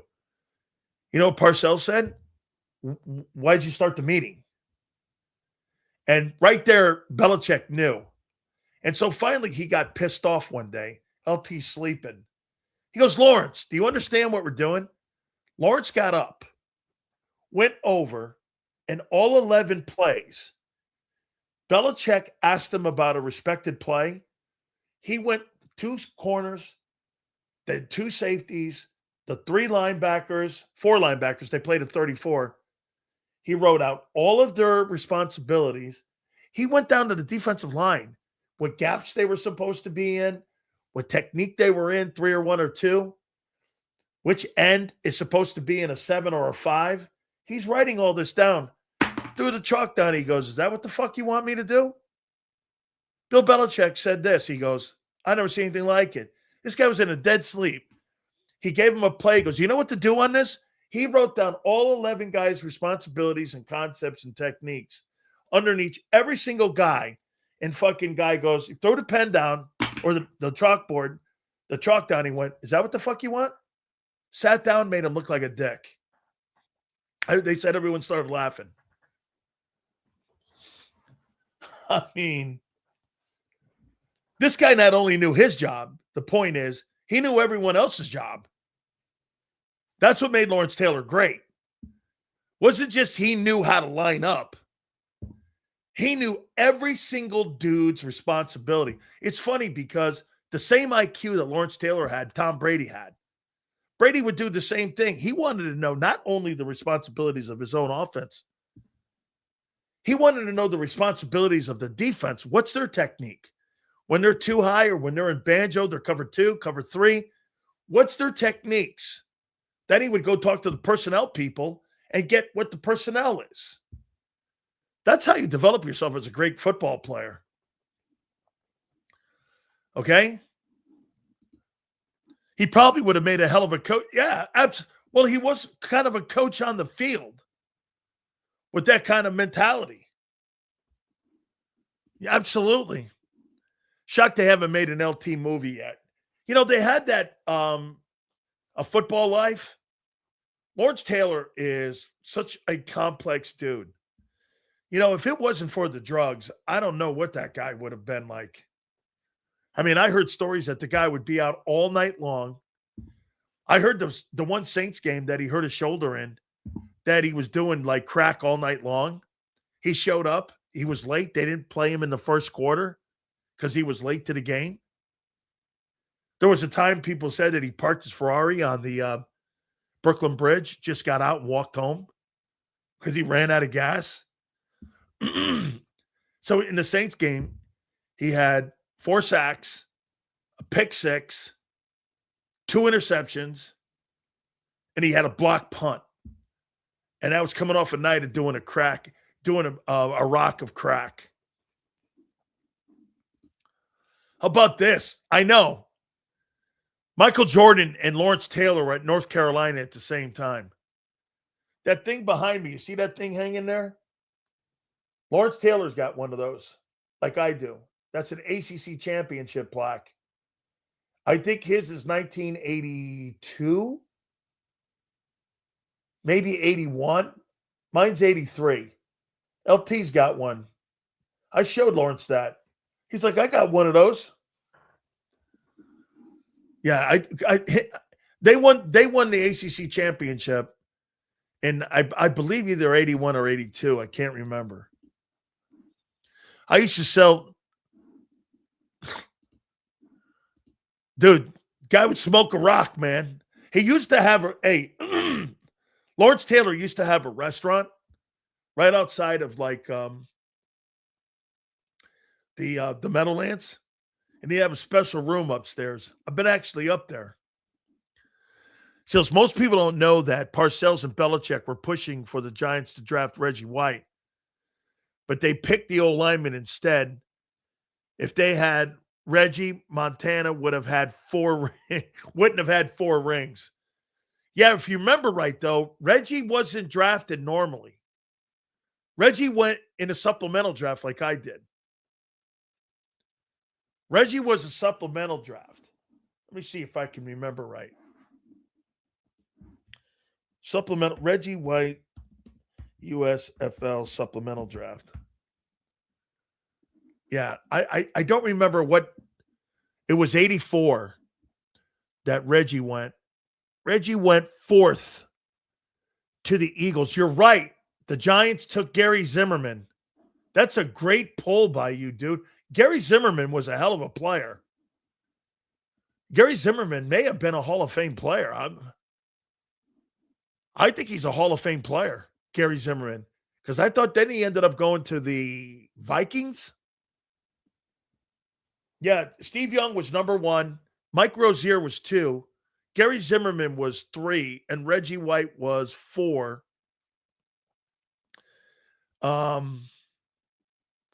Did the Eagles have another pick in this draft? No, there was 28 picks. That's right. Yep. Man, there's so many good players that were in that 84 supplemental draft. Listen to this. Steve Young, Reggie White, Vaughn Johnson, who was a Pro Bowler, first team. William Fuller, who ended up playing for the Philadelphia Eagles a little bit later, was also a USFL guy. Mel Gray, Gerald McNeil, Gary Clark. Man, there's a bunch of great players that played in that league that went into that supplemental draft. Parcells said the Saints game was with the shoulder and the sleeve. He said LT showed him something. He's the best linebacker ever. He is. He used to come to Christopher Columbus projects and Alexander Hamilton projects in Patterson, New Jersey. Let's just say he was good friends with one of my cousins. How you doing? Hey, look, I kind of know Lawrence. He don't do interviews. He just doesn't. I've begged him to come on here. Okay? I've begged him. And he doesn't do interviews. If it wasn't for Reggie White, Green defense wouldn't have ever existed. Probably. Yeah, Young was the number 1 player taken in that supplemental draft. Yeah. I went in the supplemental draft in 87. Okay? I did. So, yeah. I don't know, man. So, what do you think the over-under is that Mark Holmes is drunk? What do you think? Listen, I'm going to tell you guys something here. Hang on here now. Let me say this to you. I'm sorry. Some of you are not going to like this. I think the Cowboys got better. I think the Cowboys got better. I don't think, and I never remember Mark saying this. Hey, look, man, we may have a shot at doing something. We got to take care of business, but I don't ever remember Mark going like this. Hey, we're going to win the Super Bowl. I don't ever remember him saying that. I just remember him saying, look, we're getting better. And I think that's all I said. Hey, look, there's a shot there. Dak's playing great. Dak has had a great year. Now, not throwing any touchdowns against a Brian Flores defense. Okay, I don't know. Dak's had a better year than Jalen. Here. Let's see here. Has he had a better year than Jalen Hurts? Individually, has he had a better season than Hertz? Let's see. Prescott's leading the NFL in passing right now, which is insane. So here he is. Here's Dak. Dak's going to finish the year with 4,800 passing yards and 35 touchdowns and 68 quarterback rating with 634 attempts. Hey, dude, I don't know what else you want the guy to do. Let's take a look at Hertz and that chicken noodle arm of his. Hang on here. Here's Jalen Hurts. Little tiny numbers down here. You have to go down really far down here when you're looking at Hertz here. So he's going to end up with 3,400 yards, 27 touchdowns, and 450. So get this. Dak's going to throw 200 times more this year than what Jalen threw. 200 times more. I don't know. Poor Mark. I'm going to tell you the two games. Before we get Mark and Philly 500 in here, the two games that hosed Mark, Arizona and Minnesota. Those two ball games. Okay? Well, if Dak could play defense, okay, Cowboys 6-7-1. Eagles are 9-5. Okay? All right. Hey. Wait a second here. All right. I got to hand it to my boy, Mark Holmes, man, for being in here. His boy, Dak, is still playing having a great year. And without further ado, and by the way, all the glazed donut Philadelphia Eagle fans, because they beat the Raiders, I'm sure they're back now. Okay, the Jalenites are like gnats at a picnic. You got to start swatting them away here a little bit. With all that being said, my man who steps up to the fire all the time is the legendary Cowboy content creator, the best in the business. He is my friend, Mark Holmes. Oh, no, more center. There you go. And without further ado, the champ, Philly 500. Here he comes now. Here we go. Here we go. You notice my eyes are stuck. I was swinging so much around it got stuck. But this is what Dak sees. I now get it. See, in September, October, the eyes Come move on. nice and easy. But see, December comes, he starts to get nervous. The glasses get stuck.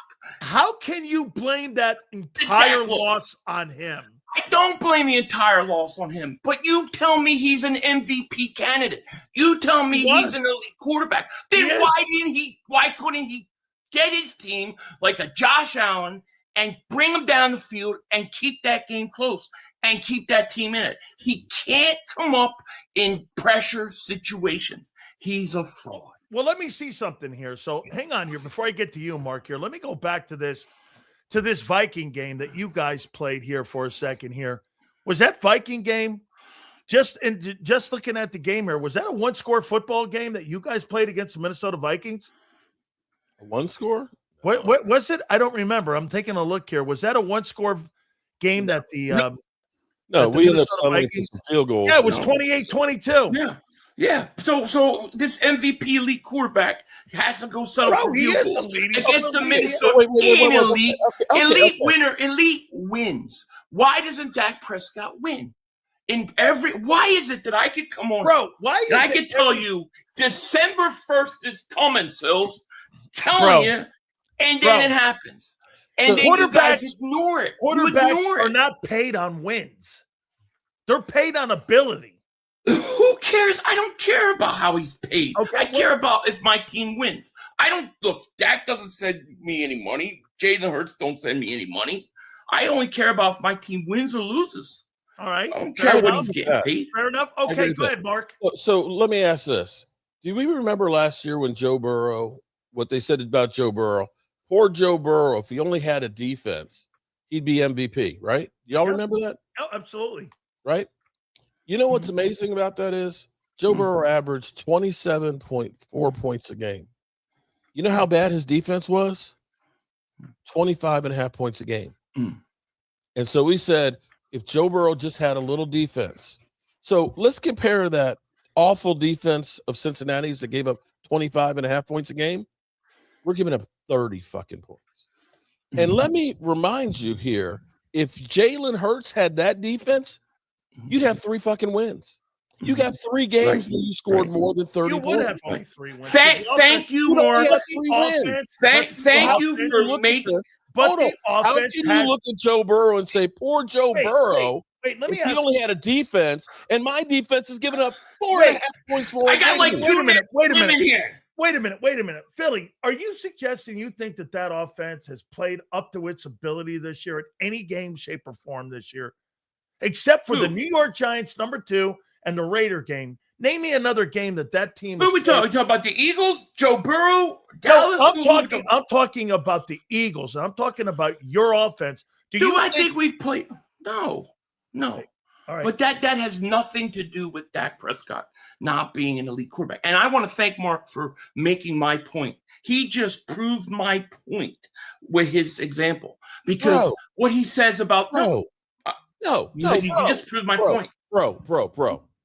We have gone against Minnesota, the Bears, the Lions, and who did I forget? And Green Bay. We fucking averaged giving up 38 points a game. 38 points a game. Thank you. 34, 34, 40, and 44 points. You proved my point, and I want to thank you. That's the quarterback. You proved my point. You've proved my point about Dak and what he is. Because what you just said and what your big chief complaint about Hertz always is Hertz had the team around him. Hertz has guys around him. And okay, great. He's got great. Defense, okay, great. But listen, then you say Dak Prescott, he doesn't have those guys, right? And that's why he loses. Not on defense, he doesn't. Right. Okay. So Dak, basically, what you're saying is that can't be elite because Dak Prescott needs the same help that Jalen Hurts has to have. Wait a minute. Jalen Hurts has to have help to win. Dak Prescott does too. How about a Sorry, Phil, 30 you're seconds? dumb as a rock, man. Let me tell you something, Mark. We're talking about a guy's 10-year, 11-year career. Not talking about 1 year. We're talking about 10 years, not 1 year. My guy has been to 2 Super Bowls, and your guy does not win in pressure. And you get so worked about the defense. But why don't you look at your quarterback? Did you have 2 elite receivers and a tight end? Did you not have the best offensive line in football? Are you trying to say I got the best offensive line in football? You're missing my point. It's not computing. No. What I'm saying is that your chief complaint about Jalen Hurts is that he has everybody around him, and Dak doesn't. Well, what I'm saying to you is Dak can't be much better if he can't win with flaws. You're saying Dak has to have defense gave up 19 points a game. You're saying. We would still only have 6 wins? Mark, let me throw this and let me see what you bite on with this, Philly. So here's a little bit of what I think, Mark, and I don't want to put words in your mouth. Here are the bottom NFL defenses in football: the Bengals, the Giants, the Cowboys, the Titans, the Commanders, the Cardinals, and the Jets. That's the bottom. And the Cowboys are the third worst defense in pro football. You take no context into that they have the number one offense and the third worst defense in pro football. I take and you blame context that on in it. Dak? Sure. No, I don't blame the bad defense on Dak. What I say about Dak is that you can't put him in an elite. Yeah, it's a team game. See, when it's bad for Dak, then it's everybody around him. When it's good for Dak, it's Dak Prescott. See, you can't tell me that Jalen Hurts needs it. You tell me all the time Jalen Hurts needs it perfect. Well, you know what? So does Dak Prescott. Yeah, therefore, he can't be an elite MVP quarterback. Wait a second. That's the difference. That doesn't make any sense. Defense giving it 30 points is perfect. That doesn't make sense. Win unless it's perfect. Wait a second. Win Wait a second here, man. Cowboys have the number one ranked offense in pro football. Wait a minute. That's all he can control. He can't control the fucking and what did that do for him in Minnesota when he needed that drive? Because he can't. His defense is the third worst. Okay, so that's why he settled for red zone field goals because Dak Prescott. No, they're averaging for red zone field goals yards because of the defense. They're averaging 400 yards in total offense. I give you their defense is good and their team isn't as great, but you guys put it all on them, and you don't hold this quarterback to the same standard that you hold Jalen Hurts. It's the game, dude. That's the truth. Division. I went back and I watched Sileo after the day after. Bro, you wouldn't win a single game against the NFC North if our defense. You don't know that. You don't know that. My guy beat Green Bay. My guy beat those teams. Hey, Mark. Okay, your guy did shit. The Eagles have beaten every team in that division except the Bears. Not if they were giving up. Not with our defense, they wouldn't. You really think that they would win with our defense? No. Well, I tell you what, my quarterback would not have settled for 3 red zone field goals against Minnesota. You're talking about Minnesota. And we're also talking over the fact of a career, not just 1 year. I went back and I watched my man Sills. And I watched him the day after the Raiders played Dallas and they won. Boy, the glazed Dak donut. Man, Dak was so impressive against the Raiders. No, and then when it comes to the Eagles, no, I didn't see nothing there. See, you don't hold Jalen Hurts to the same standard. Or Dak to the same standard. Here's the difference. Here's the difference, though. I don't really think the Cowboys were a Super Bowl contending team. I think they got better. And I still think the Cowboys got better. But you could praise him. We're not putting the Cowboys in the same category as the elite teams in the NFC, are we? Or are you? I wasn't. I never I'm putting them. Listen, I wouldn't have come in and glazing Dak over Raiders. You're making the Cowboys. Wait a second. You're telling me you think the Dallas Cowboys were an elite football team this year? Nobody thought that. I never said that. It's funny because I remember for the Eagles game versus Chicago, I just saw this in my video I was editing. You know, you're like the Chicago, John McMullen said the Bears aren't that good. And you're like, but they beat Dallas. So you must have thought Dallas was something. You guys all thought that they were going to come back and beat the Eagles. I'm still not sold on Chicago. I'm not. I'm still not sold because the quarterback. All I'm saying is, so wait a minute. Let me ask you hold Dak. Do you think Joe Burrow is a great quarterback? Yes or no? I think he's a very good quarterback. Do you think Jalen Hurts is better than Joe Burrow? In terms of what? Skill set. No. As a passer, no. As a winner, as a guy who wins big games. Jalen Hurts is a better quarterback than Dak Prescott in a skill set. In a skill set. Yeah. At what level? He doesn't throw the ball better. At every level. He's won at 4 more levels than Dak Prescott. I asked you skill set, not team concept. All right, what? So throwing the ball? Wait, Joe Burrow. Okay. So that could have a better arm. Hey, Mark, don't you agree? Dak Prescott and Joe Burrow are probably the same guy. They basically have the same number. Who's the same guy? Dak Prescott. And how dare you guys put him up there with Joe Burrow? Joe Burrow is taking his team to the title. Joe Burrow took his team to the Super Bowl. Hold on. Has Dak even sniffed it? No, that's fair. Philly. Okay, so That's then fair. Trent Dilfer is on the same level as Jalen Hurts because his team won the Super Bowl, right? Well, how many times Brad did Johnson? Topher go to the Super Bowl? How many times did they go to the Super Bowl? They went once. Okay. So Jalen Hurts has been 2. Look Okay. at all the quarterbacks Hey, Mark. in history who have been to 2 Super Bowls. Jim Plunkett went to 2, won both of them, and is a Super Bowl MVP. Do you consider Yes, him he elite? is. He's a little before my time. Okay. Well, I couldn't give you an honest answer. Eli I Manning? couldn't give you an honest answer about him. How about Eli Huh? Manning? Eli? Yeah, I think Eli Manning is a Hall of Famer, to actually be honest with you. Because I think what Eli Manning All did, MVPs, man. 2 of them. Eli Manning took twice, went on the road. I think they beat your 1 seed choking Cowboys, but they went and they won playoff games on the road. And then they won 2 Super Bowls, one of them beating a team that was undefeated all year. I think Eli Manning is a clutch quarterback. Clutch. Does he have the numbers of his brother? No, but he wins. I'll tell you what, to your point there, brother, he's an awful streaky guy when he gets to the playoffs, man. He's got a better win percentage than his brother does. All right, Mark, let's start with you. What happened in Minnesota? Minnesota, same thing. It always happens. Tackles can't block. We're good in the middle, but our tackles can't do diddly poo. There was some questionable play calling too. Philly 500's point there, settling for field goals. Maybe they should have gone for it on 4th down. And our defense, as always, makes everybody look like fucking Joe Montana.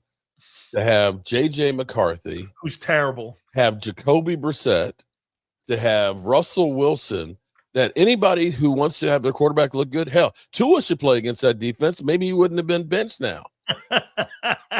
It's just literally that bad. It hurts me because growing up and seeing the doomsday defense and seeing these stiffs out here, Matt Eberflus is about the worst defensive coordinator in football. He's not getting any backing from Jerry. I'll tell you that right now. No, but you know what? Jerry's the one that hired the jackass. That wasn't Shoddy's pick. Shoddy wanted Robert Saleh. Yeah, Robert Saleh. Yeah, and that's who he wanted. But the Joneses had already interviewed Eberflus before they even decided on Shoddy. So this is another case. This is another case of the Joneses. Mark, do you think red zone has been an issue this year? It's been somewhat, yes, definitely. Okay. But it still goes back to, when we reflect on this season, I don't ever remember saying that we were better than the Eagles. I don't ever remember saying that we were going to the Super Bowl. I said with the new coach, with us getting rid of Micah Parsons, that if we get 9 or 10 wins, that it's actually a good season, that they've cleared off some cap space. They've gone ahead into a new direction. And that's where we are. You got 2 number 1 draft picks. Now, we've got a lot of shit that we still have to fix. And our tackles are 2 of them right now on that offense. And if you can get that done, get 2 legitimate tackles, that offense, you can already see, is the number 1 offense in football. No, you guys have gotten better. But that defense, totally gotten better. You can't expect to win when you got a defense that's that bad. No, you maybe need a new offensive coordinator. All right, Philly, what'd you take out of the Raider game? I think it's time to get ready to go fishing in Cancun for the Dallas Cowboys because the season's over. What did I take out of it? I simply took that the Eagles showed heart, that they weren't quitting like we seen a couple years ago. They fixed some things, and they got hopefully a little bit of a first step into building some momentum. Momentum. That's what I took out of it. So you took momentum out of it. Okay. Yeah. No. Okay. I got it. Well, and to be honest, I didn't know. After 2 years ago, they played the Arizona team with 3 wins. They came in and beat us. That team had quit. I wanted to see this team respond and how they looked responding. And so I took that out of it. I think Saquon Barkley's toast. Do you? No.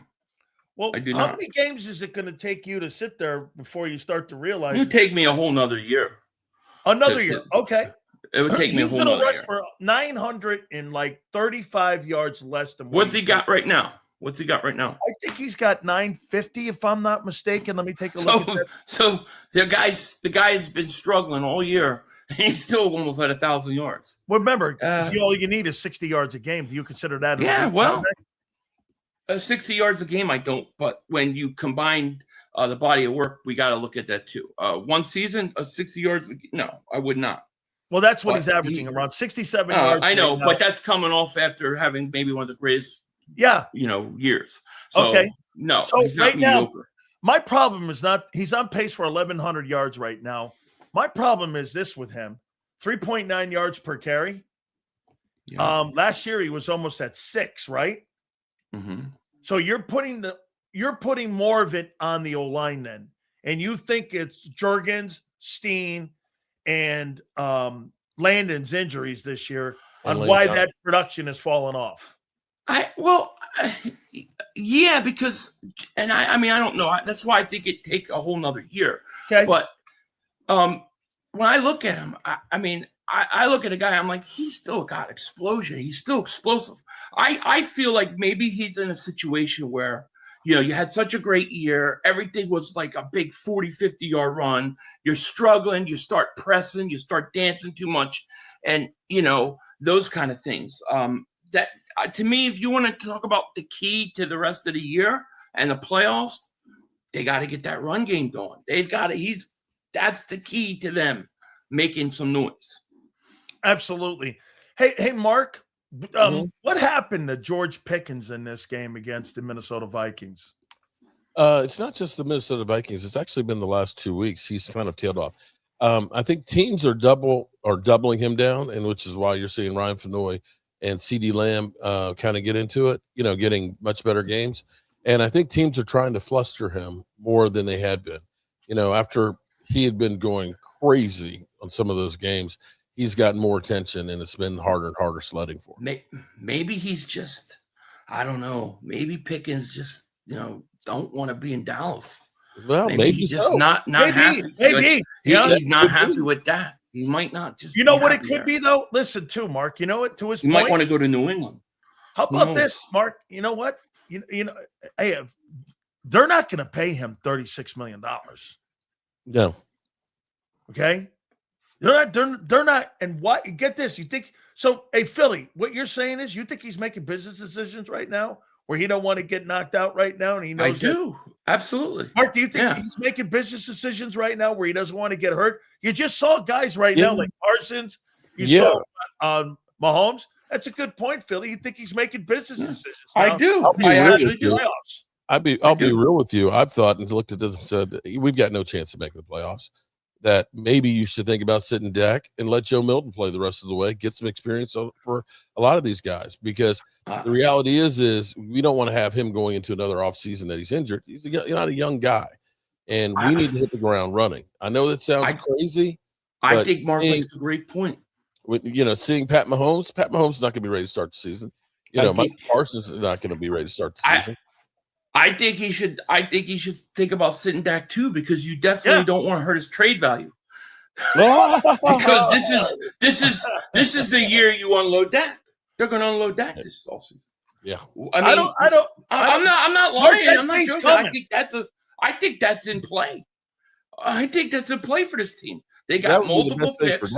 They're getting some young guys. Why not unload on him? Because really, next year's is like. If he don't do something next year, it's going to be very hard. Maximize his value. You're going to get to a point when you're doing that. Let me ask you this here, Philly. Do you play Lane Johnson? Do you play Jalen Carter? Or do you sit them for the playoffs and get them healthy? Because, again, I would probably play them. You tell me if I'm wrong. I think you play them in the first Commander game, and then you see what happens tomorrow night. Because if the Rams win, there's no shot at home field at all whatsoever. They'd have to lose the majority of their games at the end of the year for them to lose home field advantage. And the other team that's in line for home field is Seattle too. So both of those teams after tomorrow will have 2 games remaining? You're not going to win home field. So with the remaining 2, do you play Buffalo or do you do this? Philly, do you rest these guys?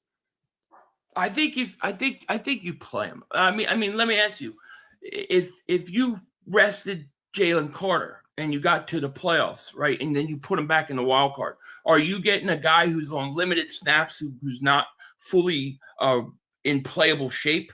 Because I think being in shape at the right time, what's the point of having him be 50% of what he is. So I'd probably play him. I would play him and Lane. And, once I lock that 3 seed up, I wouldn't. But I'm hoping that they still could get that 2 seed. I mean, Green Bay and Chicago they got to play each other. There's some tough games. I don't even know who to root for tomorrow night. Like, I mean, Seattle winning home field throughout the playoffs may not be the worst thing. Well, you don't have a tiebreaker. I don't trust Sam Darnold. You don't have a tiebreaker over them. No, but I don't trust Darnold. It's like you could be a 2. If you could be a 2 seed and Darnold's the 1 seed, the Seahawks, I think they may get bounced early. They're gonna have Rams a 5th seed. They have to now travel. I don't even know who to root for tomorrow night. Like, to be honest with you. If I'm not mistaken, I think the Bears and Green Bay play on Saturday. After you guys play against the Commanders. Hey, Mark, how do you think Schottenheimer did this year with the offense and with the football team? How well do you think he coached this year? Well, here's what I really think, okay, is the problem for Schottenheimer is, I mean, he's done, I think, great with the offense, regardless of what Philly 500 says. When you got a quarterback that already has 3,900 yards, 26 TDs, and 10 interceptions, that ain't bad. The problem for him has been because the Joneses, you're dealing with the Joneses, which is not like dealing with anybody else. He's got to let Matt Everfuss basically hang himself. He can't go over there and go to Jerry and say, Jerry, this guy's a freaking goof, man. Get rid of him, because the Joneses were the ones that picked the guy. So he has to let him fail and just kind of step away from that situation. If they can get themselves a legitimate defensive coordinator, I still think they screwed the pooch years ago. I would have taken a shot on Al Harris, because Al Harris, what he's done with defensive backs. Yeah. I'm not sure that Diggs was elite D back or if it was the coaching of Al Harris. The same thing with Deron Bland. And he's got Nashawn Wright up there with the Bears balling like crazy too. He should have had an opportunity to be the defensive coordinator, but they've got to fix that. And we've got 2 number 1 picks next year. We'll have some cap room. We'll see what the Cowboys actually do. Do you want Kevin Patullo back next year, Philly? I mean, at this point, no, but I don't know. Is switching to another coordinator the greatest thing either? I don't know. It would depend. I just think that you got to get Sirianni. Or does that even matter? Offense. I don't think it matters, because I think this is Sirianni's. I think this is his show. I think this is his offense that he wants to run. So I would like to see another offensive coordinator. But I want to ask you on the defensive side of the football and with Jordan Davis. How do you look at his season this year? They still take him off the field on 3rd down. He's not a 3-down player. Now, he has had sacks. Okay. He's 4.5 sacks. Yeah. And for an interior guy, he's not quite the nose. He is a 1 technique. He's not like Vita Vea. Vita Vea plays in a 34. You guys play more in a different type of front. But, I mean, how do you look at his season this year? I mean, I got to tell you, man. Great. I think he had a Pro Bowl type season. Yeah. I think a Pro Bowl breakout performance for him. I think he's getting better. I think he's earning trust.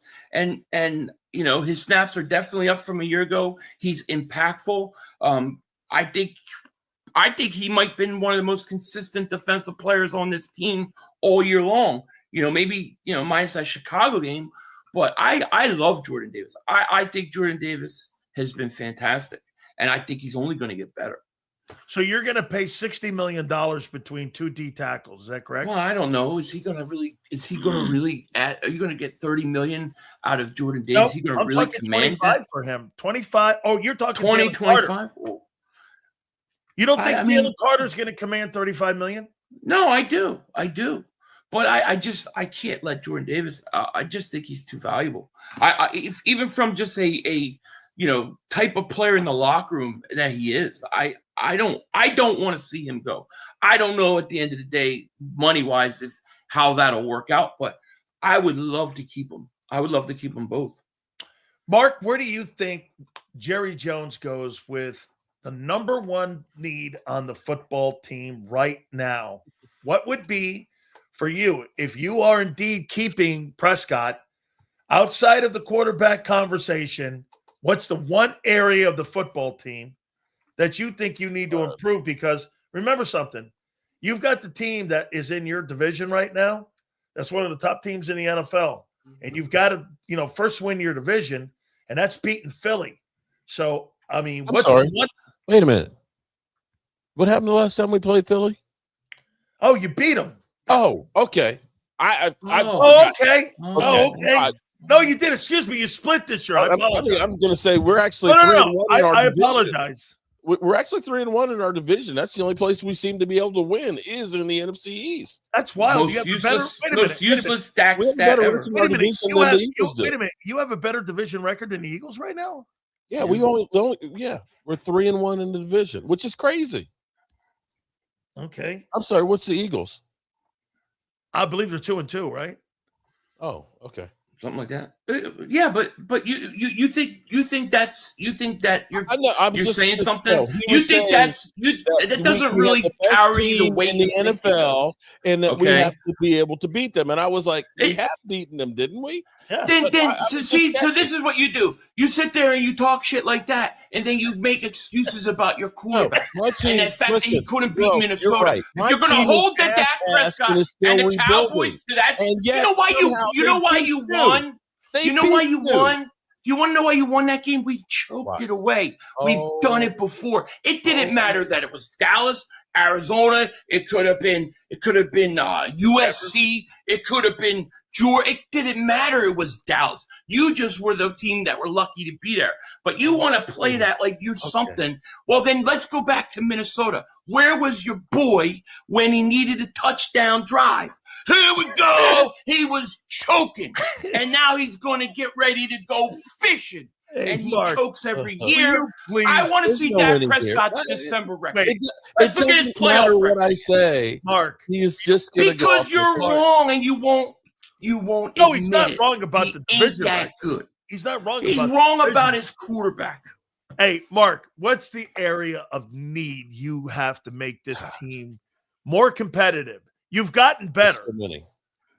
If I'm the Cowboys, it's got to be edge rusher. It's also got to be left tackle.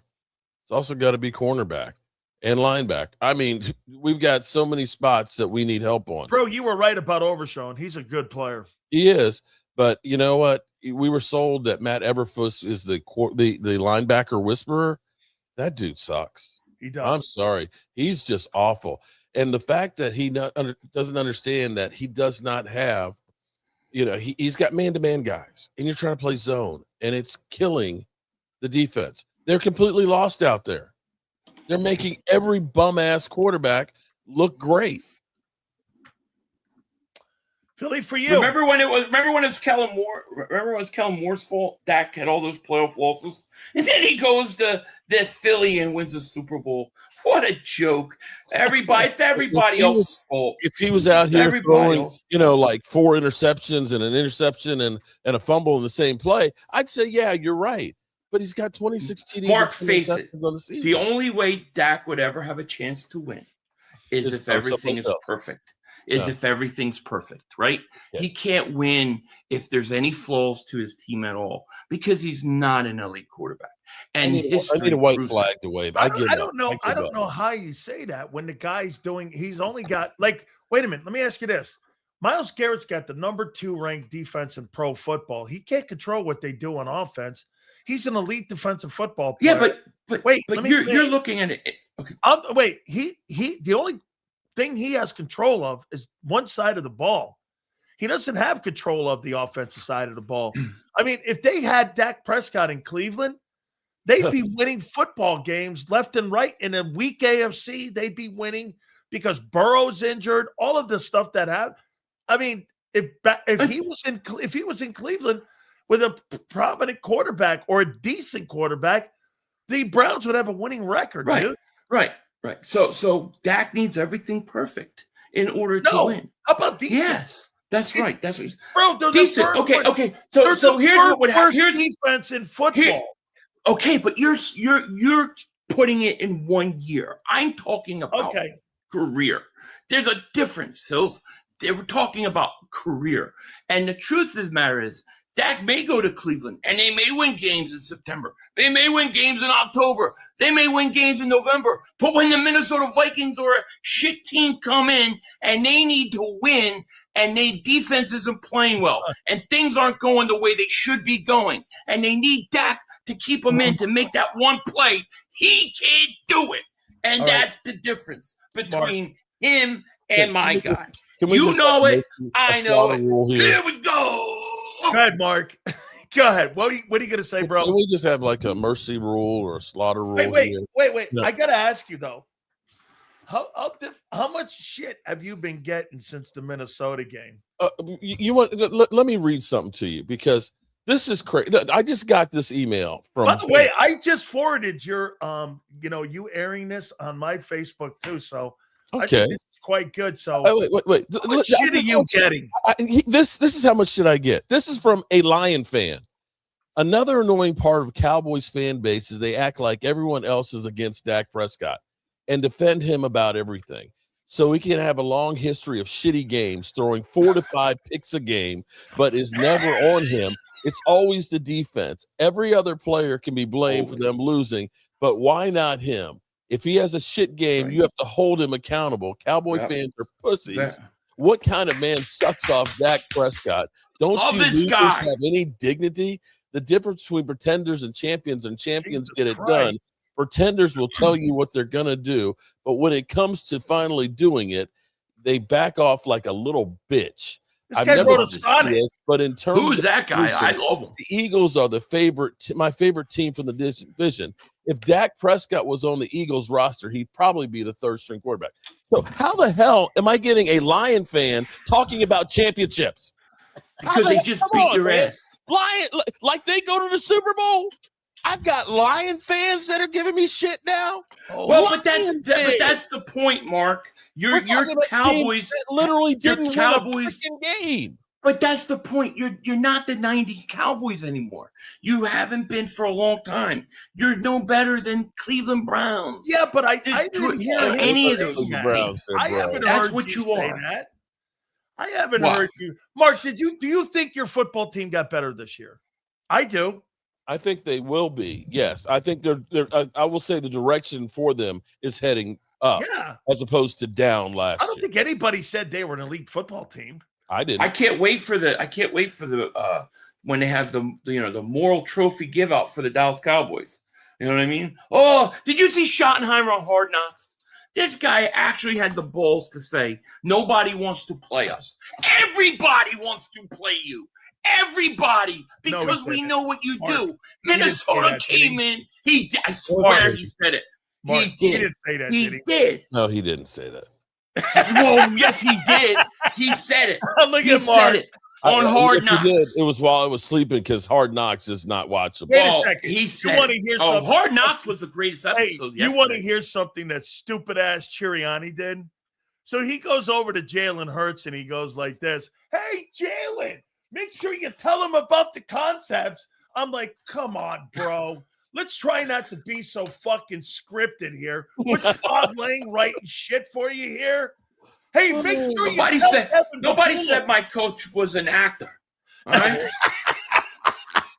Make it stop, please. Make it stop. My God. Oh man, don't worry, Cowboys. It's time for you to go home and get your shine boxes because the season is over. Hey, Mark, do you want to say anything to Eagle fans before we go here?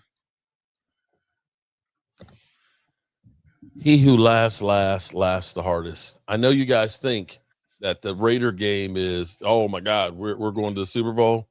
You're going to be sitting on the couch with us sometime real soon. Well, get it warmed up.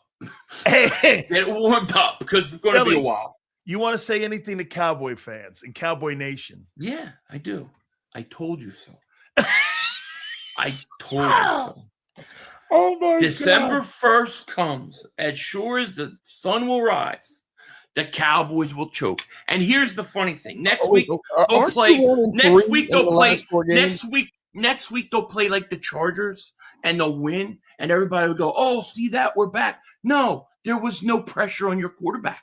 He has no pressure now because when the pressure's there, that's when he does this. Okay, that's why he's good in September and October, because there's no pressure. As soon as there's pressure, as soon as he needs to beat J.J. McCarthy and he needs to go in and score a touchdown to keep a game close, he can't do it.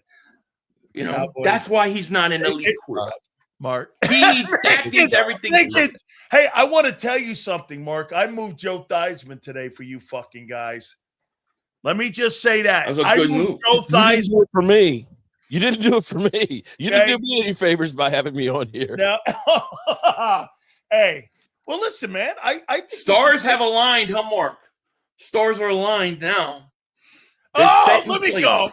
Okay. Now, now you're sending it in, Philly. Now you're coming off the top rope on it, man. Stars aligned. Hey, it's time for Cancun. Make sure you stars are up in the sky. Fabulous Mark. By the way, my aunt loves you, Mark Holmes. They all love you, Mark, because I'm double moonwalking that ass. Thank you. Every week. Somebody loves me out Mark, there. I love you, man. Thank you very much. Philly 500, you're the champ. You got a big one coming. Wait, you don't really have a big one coming up, but you got a game that you could win. How about this one? Last one here for you. You will now win back-to-back NFC East championships for the first time since what, 04? Yeah. Pretty dope, man. It's a break in a curse, and the great Dak Prescott with his great NFC East record could never do it. Imagine that, having that kind of record against the division, and you couldn't get back-to-back championships. Oh, choker. That's all right. I say. So I'll see you guys. Thank you, Brett. There we go. Hey,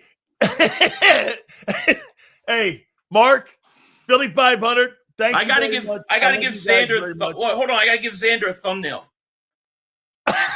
There you go. There you got a thumbnail picture. Mark, thank you very much, guys. I appreciate you guys, man. Peace. All right. Peace. All right, man. Oh, shit. Oh, boy.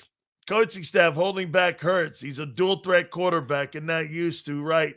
Dual-threat quarterbacks like Hertz should be lighting it up. Dual threat. Oh, poor Mark, man. I give him a lot of love, though, dude. I do. He came in, he saw it, and he took it like a man. You got to take it like a man. It's like the Godfather. Good for him. All right, let me do some business here. And then what we're going to do is we're going to get Big Z up here. Morgan & Morgan, the number one injury law firm in all of America. The number one injury law firm in America for one reason. And you know what that is? It's because they win. Folks, if you're ever injured on the job, do me a favor. Make sure you check out our friends at Morgan & Morgan.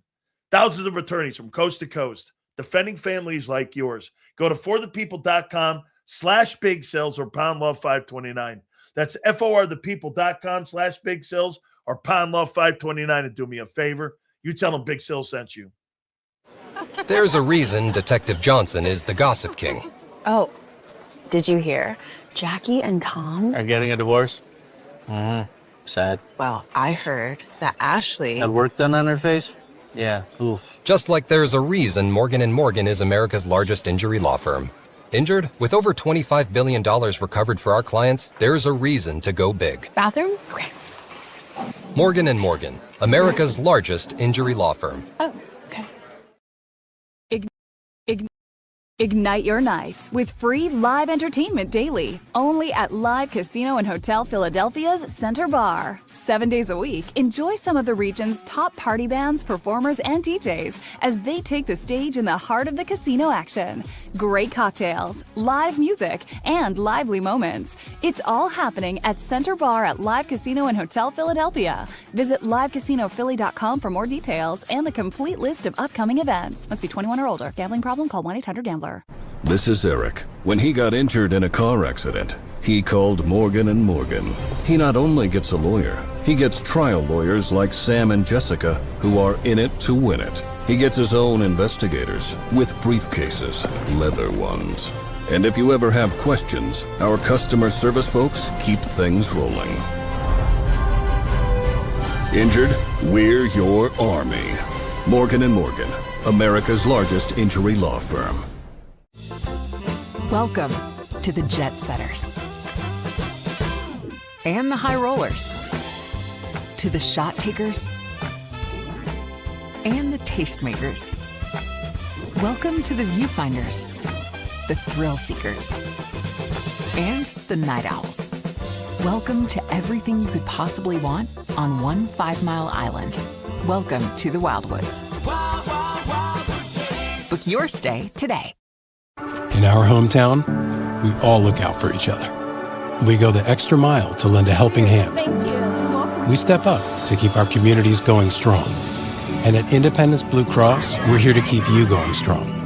We've been deeply rooted in our communities for more than 85 years. And that connection to members has earned us our spot as the #1 health insurer in the region.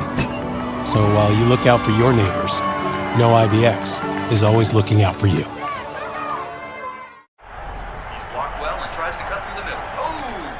Your gut says Miami is going to win, and you should take the over. Your gut also said your NFT selfies would only go up in value. They didn't. But your head is on Sports Grid and knows the QB is in concussion protocol. The backup has a 45 QBR against the zone coverage. The New York D has the most sacks in the league. So yeah, trust your head. It's smarter to be on Sports Grid. EAGLES. Eagles.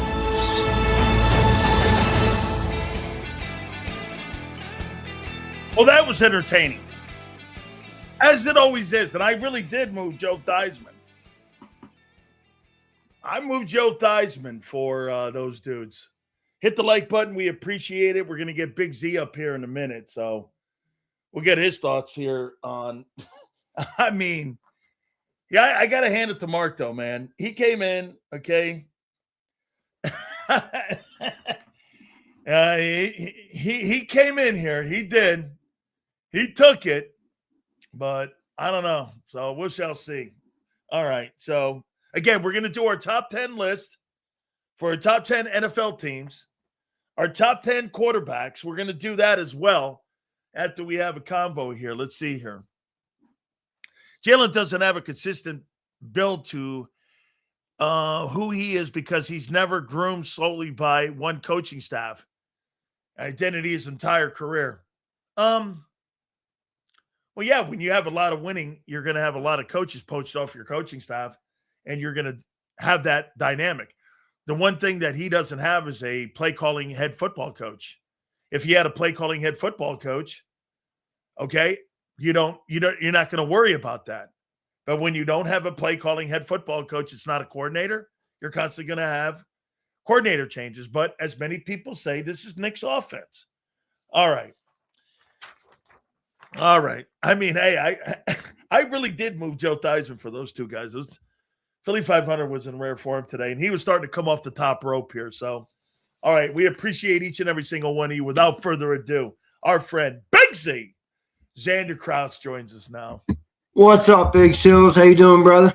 What'd you make it at? Which one? The Battle Royale was good. Battle Royale. What'd you make of Thiesmann first? Thiesmann was great. What did I miss? He said something that you all thought that, or they were like, end the stream or something like that. They were all chanting in the chat. I didn't hear what Thiesmann said. Something about Jalen, I'm assuming. Yeah, it was. He said that, I always find it funny when people say he's not or he's limited. He's not. He's not limited. He's not limited. Nope. That's what Thiesmann said. Look at Xander now. He's looking. Hey. I don't know. Should I listen to Joe Thiesmann? No, you're right. He's not. Remember, just keep hanging there. He's not limited. What are you chalking it up? What are you chalking it up to then? NFL fraternity? I think Joe is an old school guy that looks at winning and says, I don't give a shit how it looks.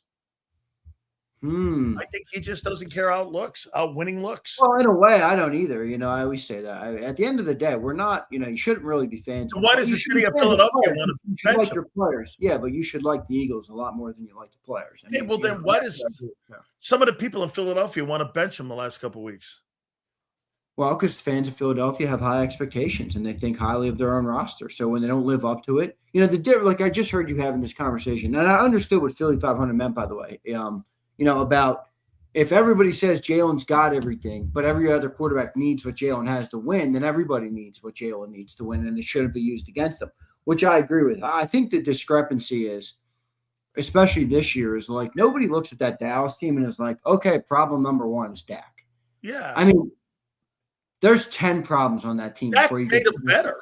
That's what I mean. There's 10 problems there before you get to Dak. When you look at the Eagles team and you have problems on offense, I think team people, whether they're plugged in or not, or whether they're right or not, go to the quarterback. Like, well, the defense is good, the offensive line's good, the running back's good, like everything is good.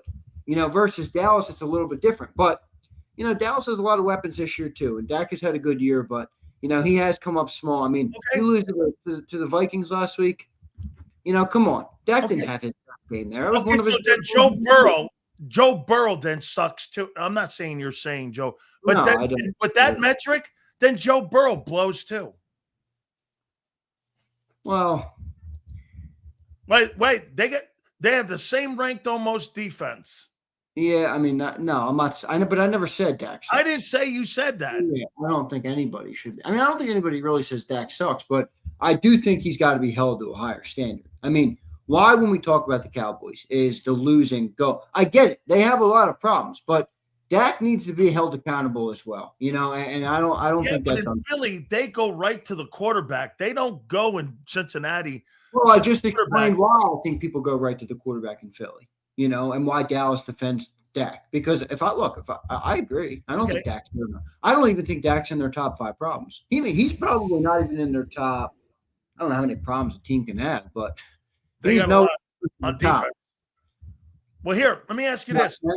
When you go to the problem, okay, when you're in Chicago, do you think the Dallas Cowboys, do you think the Chicago Bears, you go right to the quarterback in Chicago right now. They got a really good offensive line. Their defense is okay. You could probably go there too if you want. Between the quarterback and the defense, don't you sit there and you go to the quarterback in Chicago. When you're in Cincinnati, you don't go to Burrow. When you're in Buffalo, when there's an issue, you don't go to the quarterback. When you're talking about the Chargers, you don't go to Herbert.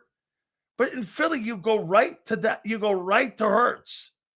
And you go right either the Hertz or the coordinator.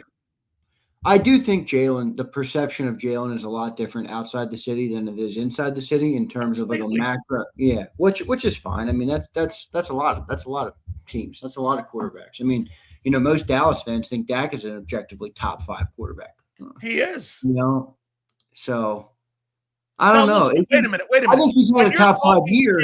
I don't know. Is Dak top 5? I mean, I could give you 5 quarterbacks right now that are more talented than Dak than me. To me, Dak's leading the NFL right now, and all the things he. This year, he's definitely playing top 5.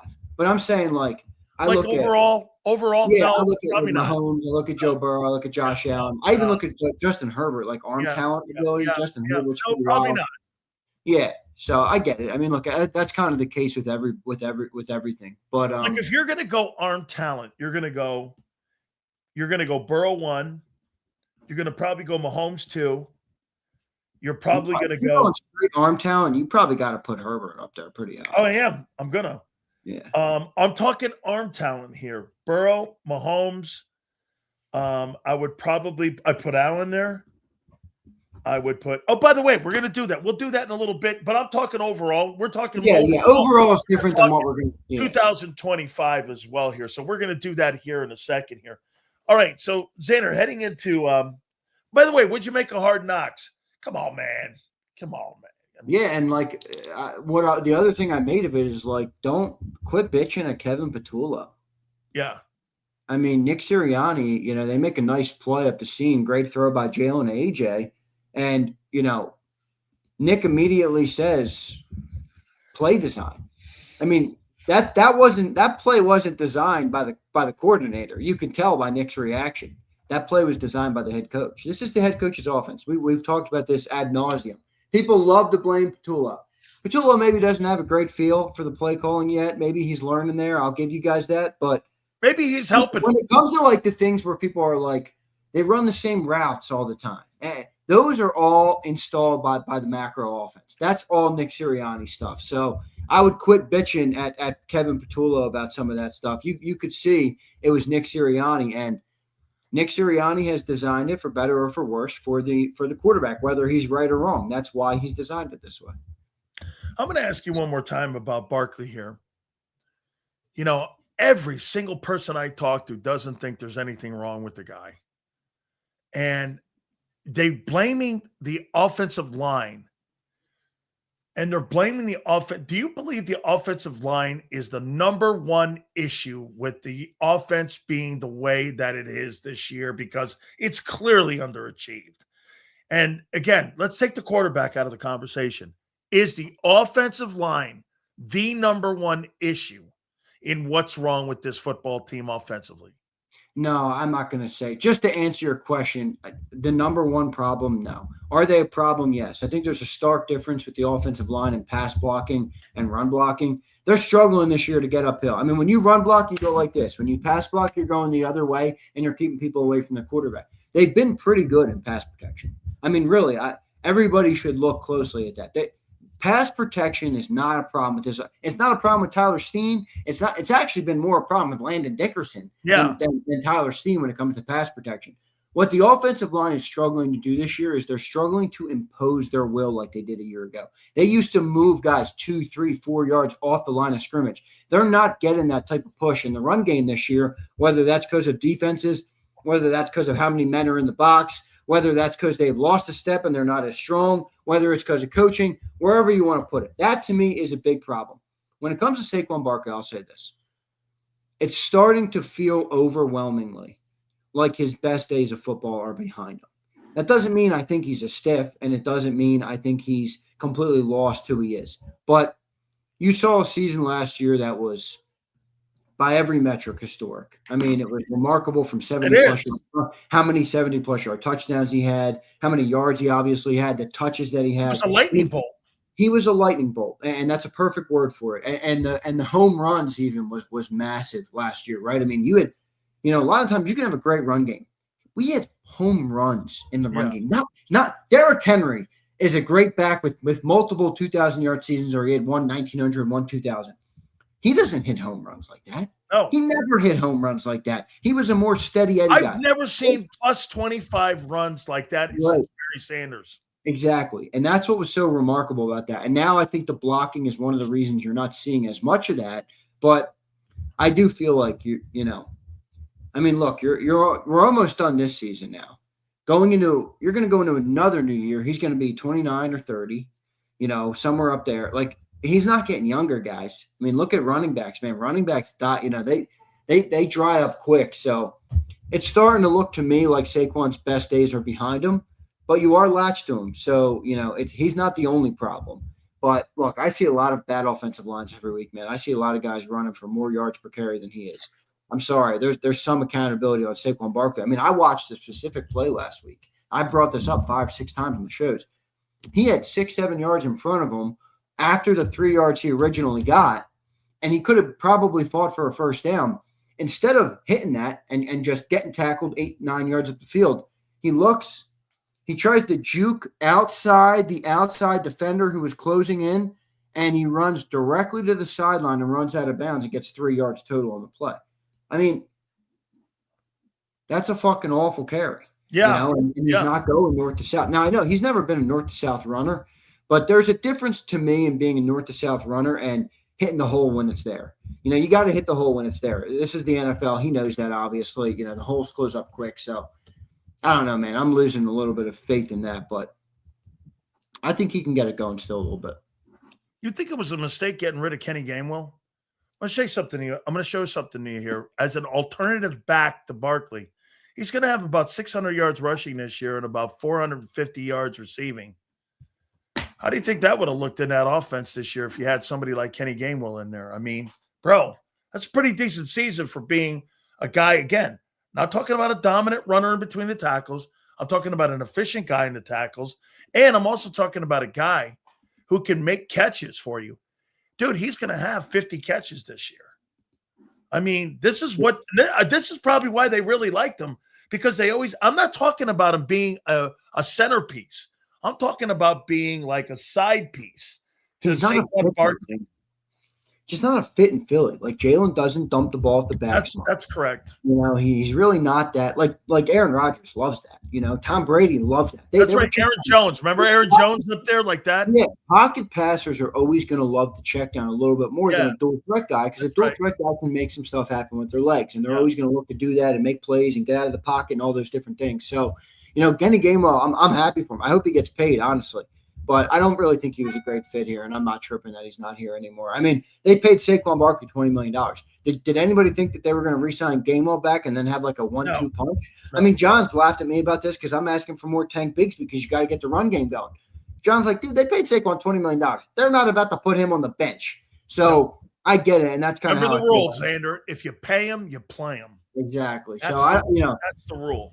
I am happy for Kenny, though. You know, I hope he gets paid. I do for whatever he can get paid. I hope he gets paid. He's deserving. He's playing really well. Kenny Gainwell. He's not a Georgia. He went to Memphis, I believe. Memphis. Okay. Let me look that up. So Kenny Gainwell College. I kind of hit on some. Yeah, it was the University of Memphis. Okay, he's a Memphis guy, so he must have played with Mike Norvell.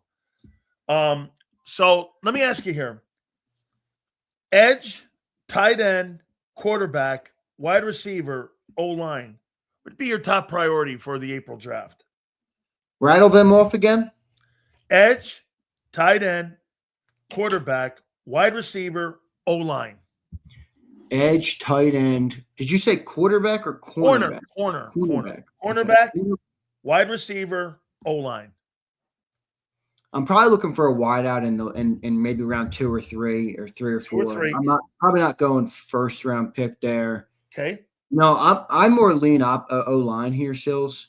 First pick.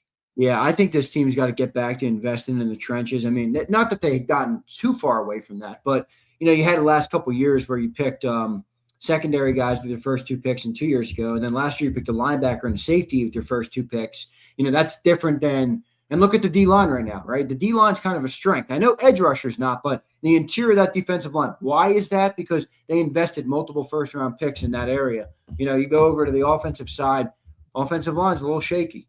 I want an insurance policy for maybe even Cam and Landon. I want another tackle in the room that's a viable replacement for Lane Johnson whenever he decides to hang it up. So I think I lean offensive line, but I wouldn't hate if they went edge rusher. I'll tell you what also, too, I think to your point, I mean, did they not really draft Cam Jurgens like to sit on the bench his first year? Didn't he sit on the bench? He did sit on the bench, yeah. He sat on the bench. 2 years. Well, no, I thought the second year he played guard. Second year he played guard. Yep, good pull. I forgot about that. He played guard, that's right. And then he switched over to center. Right. Yep. So they did sit him the first year as an heir apparent to Kelsey, right? Yeah. He was a second-round pick, I believe, Cam. Yeah, he was at Nebraska. I think they go – if I had a guess right now, and this can obviously change, it's December, but – I think it changes because of what happens in the playoffs, actually. If I had a guess, though, right now, I would say round 1, they're taking an offensive lineman, and round 2, they'll take a tight end. That would be my guess right now. You know, Goddard's on pace for 60 or 70 catches, 700 yards, and 12 touchdowns. Yeah, they're just not going to pay him. That's the problem there. Man, I would in this offense. You know where I think he goes? Kansas City. Yeah. Kansas City, dude. Why not? They're gonna, and he's gonna look, he's 30 years old. He's gonna get one more contract in my. Who's the tight end in New York? Which one? Jets or Giants? Giants. Doesn't matter. I don't know. I think that could be another landing spot for him. But I think again, if I'm Goddard, I don't know who the quarterback is yet in New York. No, Jackson Dart. For the Jets. I'm talking about Giants. Oh, for the Giants? Yeah, the Giants get another wideout on the get that kid Tate or that kid Lemon. If they get Cardinal Tate, they're going to be a team. I mean, now they got to fix their lines first. O-line. And Jackson Dart's got to stop being a fucking idiot. Did you hear the scouting report that Dan Quinn's giving his team? This guy's a running back. He doesn't run out of bounds. Crack him in the next week. I mean, dude, get out of bounds, bro. I mean, what are we doing here? But I get it. We also here in Philly, we bitch about Jalen Hurts sliding now, so I get it. It's it's two sides. No, let me tell you what Jimmy would be saying to us. If that guy wants to act like that, destroy him. Just destroy him. 100%. And you do destroy a guy like that. Fucking destroy the guy. So what are you making this Commander game here, man? I mean, the one thing that you don't want to do is downplay anything, and it's a shitty team right now. Okay? They're a shitty team. But then again, these are the kind of games where you have shitty, I'm not saying efforts, output. How do you approach this game here? What are you looking to try to establish in this game against the Commanders? Well, I think you got to win the game. I mean, you want to win the game, and I don't think you have to establish much of anything. I mean, you probably want to run the football. You're probably looking at it like I'd like to handle it like the Raiders. I mean, you have a steady offense. You get the run game going. You help your defense out. Let your defense take advantage where they can. I mean, I heard Vic Fangio speak today. First thing he said was, "Shit, I know we gave up 75 yards. Thank the offense. They moved the ball. They got the running game going. They controlled the clock, controlled the line of scrimmage, and they made our jobs easy." I took that as a small shot too. Hey, well, I do too, but it's something it's something that me and you have talked about, though, where this offense is going to have to help these guys out, and it's a good thing. So I think you probably want to do the same thing there. You're looking to build confidence again here, but you also do want to remember, you're right. I mean, it's a divisional game on the road. I mean, I know it feels like you're going to win the game because you're a much better football team, but don't let the Commanders come in here and try and fuck your season up because they're going to try. They're going to try. So let's see what happens. Well, for 14 games, the Commanders are ranked 18th in offense. The Eagles are 22nd. In passing, the Commanders are 24th. The Eagles are 22nd. Rushing, the Commanders are 4th. 4th in rushing. And the Eagles are 19th. Scoring, the Commanders are 20th. And the Eagles are 18th. Well, did you see the update? Red zone, the Commanders are 3rd. I mean, they may not be a very good football team, but they're right there along the lines of you offensively. And I didn't realize they had that good a running attack. The running backs, I guess I glazed over it with Joe Thiesmann because he even said it. He goes, our running backs have been absolutely good this year. And so, I mean, one of the issues on the Eagle defense this year has been what? Run defense. So you're right. I'm not saying, listen, and I'm not making in any way, any shape or form that the Commanders are going to go in and win this football game here. But let me take a look at them on defense too. I can't think. Look, they're 31st in total. They're 39th in pass. They're 28th. They're miserable on defense. Scoring, they're at the bottom. They're 26th. Red zone, they're miserable. They're 28th. Man, if this Eagle offense can't get going against it, this is a defense that's just as bad as the Raiders. Well, let's see. Let's see what they're able to do. Then they got to come and win the game. I think they're going to win the game. They can run the ball, though. Commanders can run the ball. Yeah, that doesn't scare me. I mean, fuck are they going to do? They got Marcus Mariota back there. If this defense can't suffocate them this week, then the offense didn't do their job. That's what it would come down to. But yeah, I feel good about the game still, but I'm not falling asleep on it. It feels kind of like a snoozer already there, doesn't it? It's like Saturday at 5 p.m. Is anybody really jacked up for Eagle football this week? I don't know. I mean, it doesn't feel like it right now. But, I think a lot of fans right now are they're kind of fatigued from let me just see who you are in the playoffs at this point. You know what I mean? Like you've earned the right, for us to be excited about it, but we're not going to waste our time in the regular season because you're up and down and you're a mess. Hey. But get to the postseason and let's run. Let's go on a run. But wait a minute. I'm going to set you up already for the postseason, for the post-game show right now. Hey, Sills, what's your takeaway with the Commanders? You know what I'm going to be? I don't know. What do you want me to be? I'm going to have to go through another 90-minute show. You better write extra questions down here, Junior, because I don't know what do you think you're going to taking care of business? This guy gets paid to talk about football. I come to him on the post-game show. He's like, I don't know. I'm like, what do you fucking got for me, guy? Anything? The game ended 8 minutes ago. I know. It's like Harry, what's his name? Yeah, that's what it was. That's what it reminded me of. Okay, so you ready for your top 10 and you're ready for your top 10 quarterbacks? Yeah, let's do it. I want you to go first. But All right, I'm going to go first here. What are we doing first? Teams or QBs? Teams. We're going to do teams. Ladies and gentlemen, I didn't do it yesterday. I forgot. CTE kicking in. All right. Each and every single week, we do it every week. I unveil my top 10 NFL football teams. And here we go. At number 10, the San Francisco 49ers. At number 9, the Jacksonville Jaguars. At number 8, the Chicago Bears. At number 7, the Green Bay Packers. At number 6, the Los Angeles Chargers. At number 5, the New England Patriots. At number 4, the Buffalo Bills. At number 3, the Seattle Seahawks. Number 2, the Denver Broncos. And at number 1, the Rams. And by the way, if you're wondering, the Eagles and the 49ers, I could probably switch that up and maybe put Philly there at 10.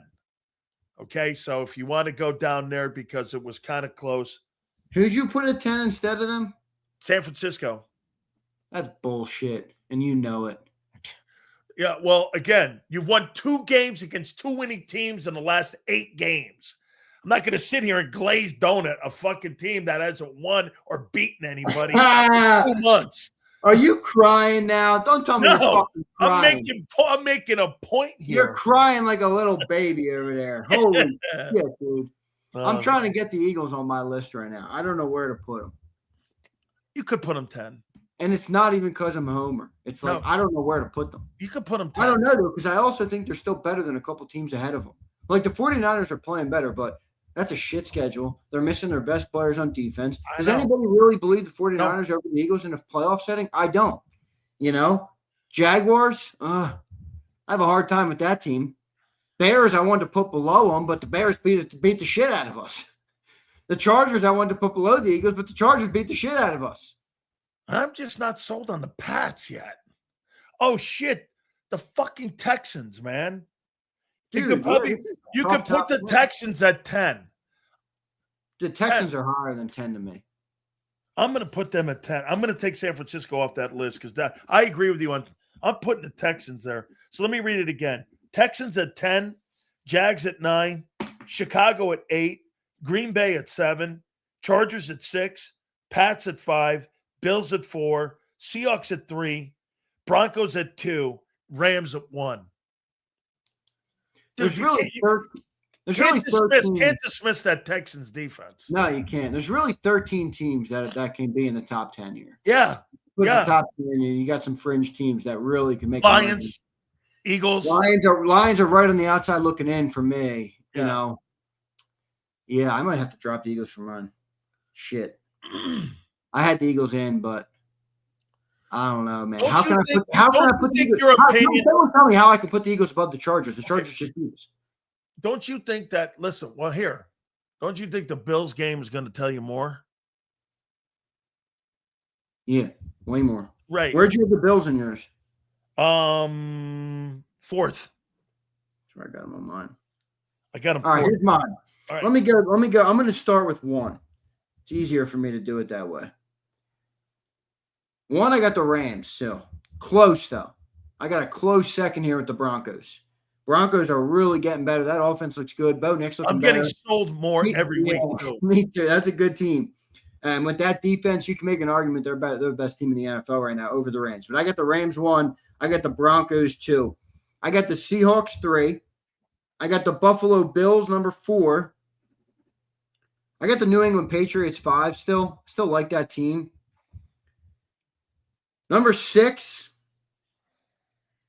is where I struggle. Like I could make an argument to put the Eagles at 6. It sounds crazy, but considering if the Jags, Packers, Bears, Texans, Chargers, and Eagles left, I can make the argument that the Eagles are a better team than all those. Because you could say this: do you trust any of them fucking teams? No. Right.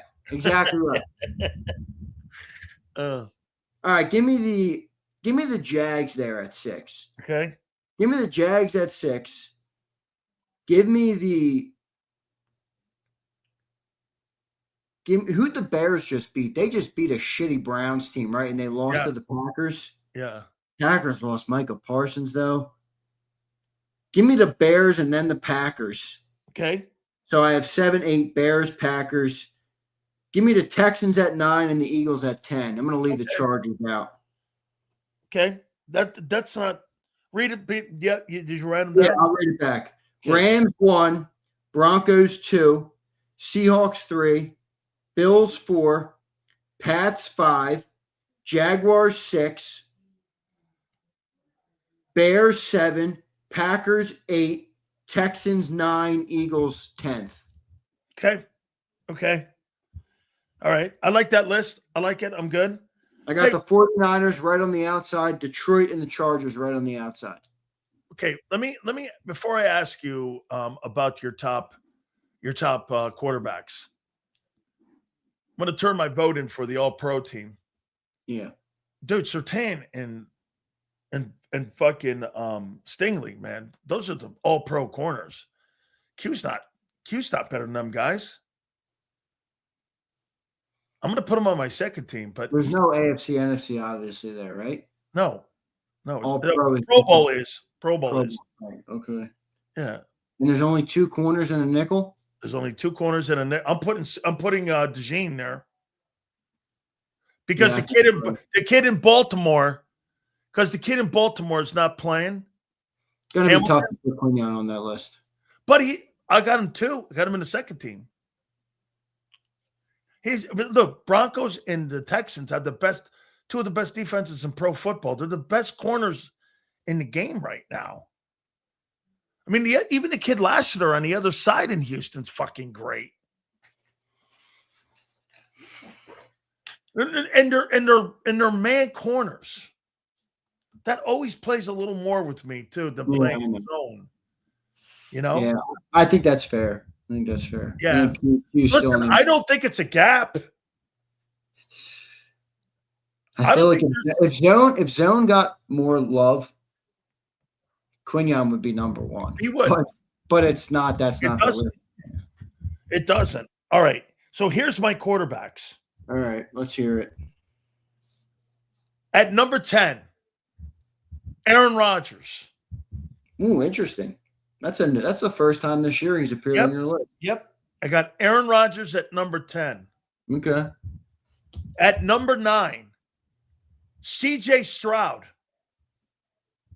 Don't like it. Bro, they started 1-4. Yeah, he got 2 wins from his backup too. I know. And now they're 10-5. I get it. I'm just saying. That team looked all right with fucking Davis Mills in there. Yeah, well, he's going to throw he has having a pretty decent year. That offense, I think he got a chance to watch Davis Mills move the sticks. I don't like your top 2 already, but go ahead. Sorry, well, that's 10 and 9. Yeah, go ahead. You're good. I got Justin Herbert at 8. I'm good with that. I got Sam Darnold at 7. I got Jared Goff at 6. I got Dak Prescott at 5. I got Jordan Love at 4. Ugh. I got Allen at 3. Ooh, don't like that. May at 2. How? Allen just outplayed him.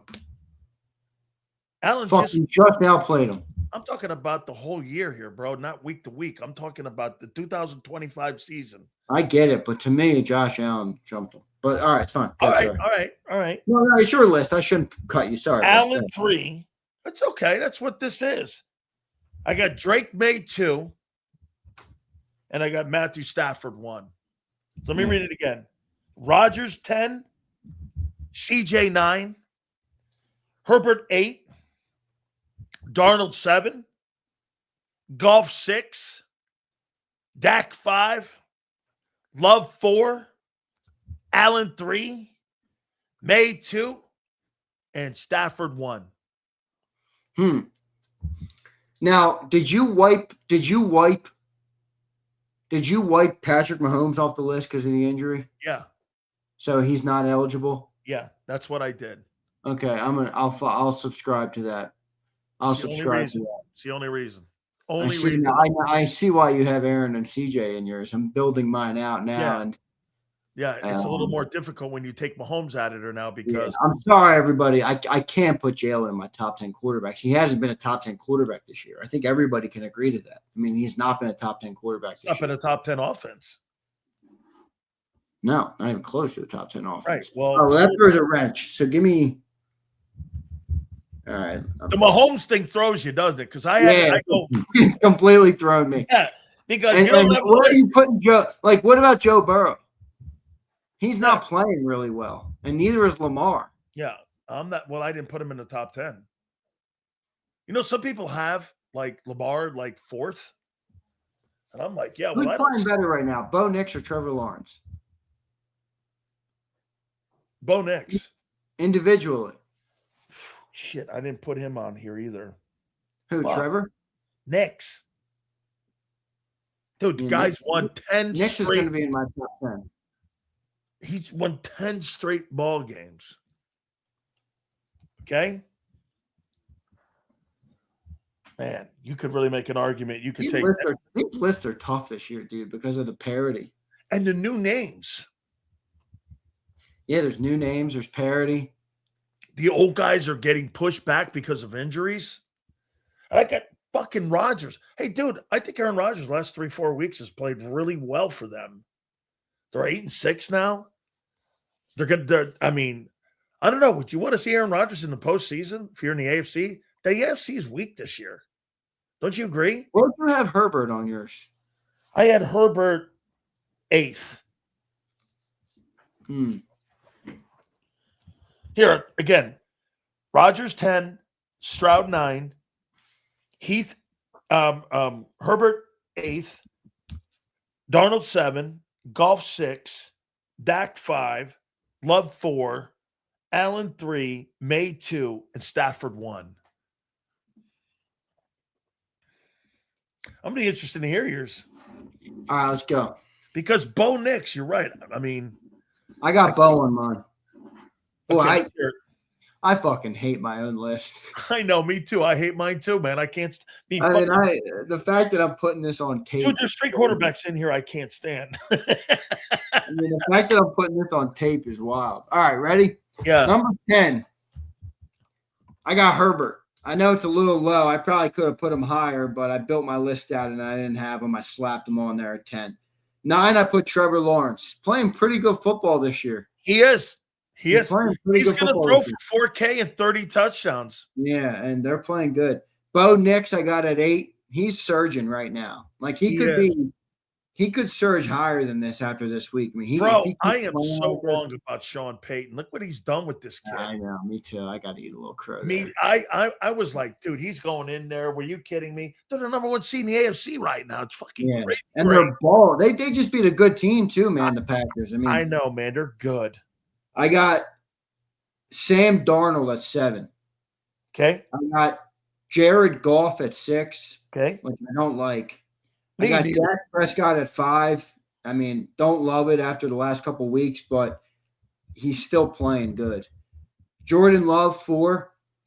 Drake May 3. Josh Allen 2. And Matt Stafford 1. Yep. So I'll reiterate it one more time. Herbert 10. Trevor 9, Bo Nix 8, Darnold 7, which I don't like it there, but I don't know who else to put there. Goff 6, Dak 5, Jordan Love 4, playing good right now. I still don't trust him in the postseason. Yep. Drake May 3, Allen 2, and Stafford 1. I know, Senor. I don't like Stafford or Darnold either, brother. I really don't. I could probably move Darnold to 9, move Bo Nix to 7, Trevor Lawrence to 8, put Darnold at 9 and Herbert at 10. I could probably even drop Darnold to 10 and put Herbert at 9.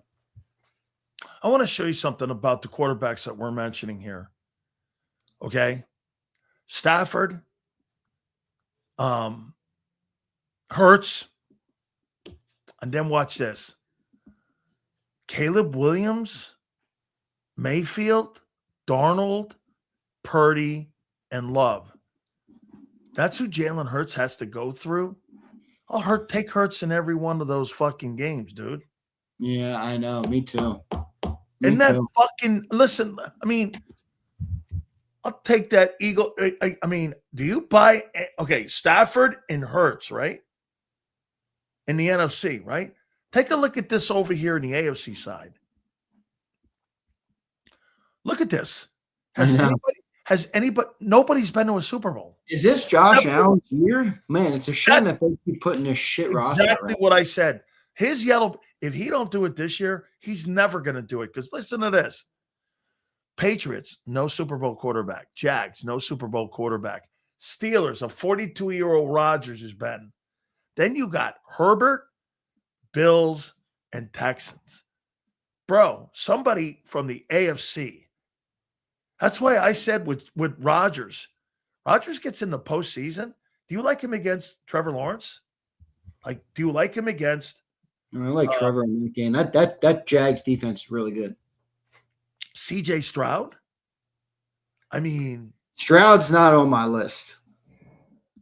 Well, let me see let me get a double check on what that record is. This is a weird football league this year. It's a weird ass league, man. The Eagles could go back and win it because it's a weird league. Well, look at this. How many quarterbacks have been in both? Let's see. Only one guy has been to a Super Bowl in the AFC playoffs if they were to start right now. And over in the NFC, Stafford, Hertz, and Purdy are the only quarterbacks that have been. There's only 4 quarterbacks out of 14 teams that'll be eligible for the postseason in the AFC and NFC that have been to a Super Bowl. Yeah. Hey, dude, birds may just fucking work their way in there. I mean, I agree. There's nothing exceptional.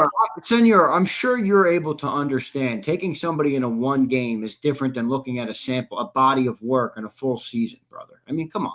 Of course he wouldn't understand it because he's an idiot. He's a fucking walking box of rocks. It's the holidays. I'm trying to not call people names. I'm trying to be a good Catholic here and not call people names. So I didn't want to call you a name, senor, but come on, big guy. Come on, big guy. Can't hear a conversation to save his life. That's why. Talking to you, bro, is like talking to a fucking empty room. I'll tell you what, though, Josh Allen just doesn't have his team is just not that good. I mean, that's what I say. Okay. Yeah. They're not. I mean, but Hurts, hey, dude, your boy may find himself in the NFC Championship game again. Yeah, I mean, look, he's been a gamer. I mean, so he does have an ability to play big in big moments. That's a valuable trait. It's a valuable trait. But I was listening to this show that these dudes do. It's pretty good, actually. It's mostly short form content, but I'm listening to these dudes, and they do a bunch of these like NFL games where they draft people from different divisions and rank and who would you take here, all these different things. And they did a NFC East draft, and there was like multiple of them. 3 teams, I think there was. The only quarterback who didn't get picked from these, and these aren't Philly fans. One of them, they're all 4 different team fans. They're all fans of 4 different teams. I mean, they picked Dak, Jaden, and Dart before they picked Herz. I'm not saying that I agree with them. I'm just saying I think the perception on Hertz right now outside of Philly is not so hot. Well, you're not building your team around him. You're putting him on a good team. You're building your team around somebody like Allen and Mahomes and people like that. You build a team around him. I mean, what has Buffalo done since he's been up there? Yeah, but that's where I agree with Philly. Like Philly 500 when he was on earlier. Like everybody says Hertz has everything, and I agree. He does. He's got everything. But every other quarterback doesn't have the success without everything. So they need everything too. Dak doesn't have the success. The organization. Okay, so he needs as much as Hertz. Josh Allen, what a great player. He doesn't have enough. Well, he needs as much as Hertz. They all fucking need everybody except for Mahomes, who can win with Juju Smith-Schuster. And a good defense. I mean, you need a good defense to win. Okay. For sure. All right. I mean, well, here, Philly. What do they do in Philly? My biggest concern. They build around Vic Fangio, and they build around that offensive line. My biggest concern for the postseason is it's actually not Hurts at all. It's the run game. When you get to the postseason, you got to run the football. In the weather, cold weather, you got to run the ball. So my biggest concern right now for this team is not Hurts. Actually, it's they got to figure out a way to get this game going. Yeah, I mean, you know what he's going to do? He's going to protect the football. Let's read some supers, dude. Roll, you completely missed my point. It wasn't that they're the arbiter of fucking truth. It was the highlight that people look at Hurts differently than we do. Of course they do, but people in Philly don't want to hear it. Here we go. Let's go Q the God first. Q it up, Q. Zone or not, Q's numbers are better than Stingley's all around. Pull Q's numbers. Yeah, but you understand how zone can sway that, right? Hey, no, he doesn't. A zone corner is Q's no dummy. I talk to Q all the fucking time. He's not a dummy. Q, a press man guy versus a guy who plays 5-7 yards off the ball. You don't think there's a difference in technique? By the way, in a defensive scheme, man, I don't know how people. I think if you voted for Q, I have no problem voting for Q. Put him on the second team. Yeah, I got no problem voting for Q. Let's see what Curtis says. I like Curtis. Curtis has a lot of good thoughts. Curtis says, Andrew, that's a super flawed way of thinking. Those other offenses are good. We are saying they need a defense. Our offense sucks ass with Hurts. Yeah, but playoff football, you need to be able to run the ball. Playoff stat, the numbers on the offensive numbers, Kurt, in my opinion, I'm just speaking for myself, obviously, but the playoff numbers and the metrics and the stats and where you rank and all these different, how many passing are, in a way, it all dries up in the post. None of it fucking matters. None of it. Ask Tom Brady. He threw for 500 in a Super Bowl and didn't win the game. That's right. I mean, and he threw for 154 one year and won it. And exactly. Playoff football is a different beast. Like, if you can run the football, if they can figure out the running game, I'm not that worried about the overall offense with Hurts. I get it. He's not great at throwing the ball. I get it. Our passing offense blows. I don't really care is my point. You know, if they can run the ball, I think they're going to be in a good spot for the postseason. Appreciate you, Curtis. Here's NJ. What's up, NJ? Holy shit, it's 5:57. Thiesmann, what limitations? Hurts makes deep throws when he needs to. Sill, Xander, cut the stream. Cut it. I think he commented this earlier, too. We didn't read his super chat. Hey, Maniac, do you think this is going to be a short? I guarantee you it is. I don't know if it is. Here we go. Here's William. What up, William? Thanks for the big super chat, brother. $20 super. William says, Super Bowl teams have to have a good defense. That's why the same teams are in the bowl. All these solo arm slingers are going to be in Cancun come playoff time. He's not wrong. History don't lie. That's what I think is going to happen to Josh Allen again. Yeah, I do too. I don't think he's going to win 4 in a row. Defense can't stop a fucking nosebleed, dude. Yeah, I mean, they're terrible up there in Buffalo in defense. Yeah. Yeah. All right, here we go. No, we got a couple more. Okay. Senorita. 23 Eagles had the 30th ranked D and made the playoffs. And that's taken out of context. They were 30th. And people love to compare shit. 28th, yeah, they were. You made the playoffs. People love to compare shit. Like, Dallas is the 30th ranked defense this year, and Jalen had a better winning record, but we had the 30th ranked defense. I'm like, you fucking stunads. You know, that's not how football works, man. That's not how you can't just like, well, he had 30th this year, we had 30th. So the variables are the same. The variables are not the same, senor. Here, stay focused. Some horrible movies win Oscars, but I don't want to watch them. Same with this Eagles offense. That's what do you mean? I want to watch it. Great. Didn't Pat Surtain miss I don't know, dude. Surtain's not having a great year. Oh, just the defense is number one and a historic number one. Is it because of him or is it because of that pass rush, which has been vicious? Well, they're high up in pass defense too, dude. I mean, you know, Elizabeth, I know I look more like my pop, but my mom, 100% Italiano. Grandparents right off the boat. All right. I wish I had a little more Italian in it. I got a lot in me. It doesn't show very much, though. Let's see here. Yeah, the Texans are 4th in pass defense right now. Dude, I can't. Are you shocked? We don't have to worry about them to the fucking Super Bowl, though. Are you shocked the Chargers are so good on they're second? No, I'm not. They got a great secondary, man. They got really good players there. Here's Roll Philly. Dan keeps having to wipe Dak off his lips. So now Dallas's bad defense isn't as bad as our 23 defense because it's a different year. It doesn't count. I didn't say it didn't count. Shit. We just talked about this. I didn't say it didn't count. I never said that. But you're under the impression.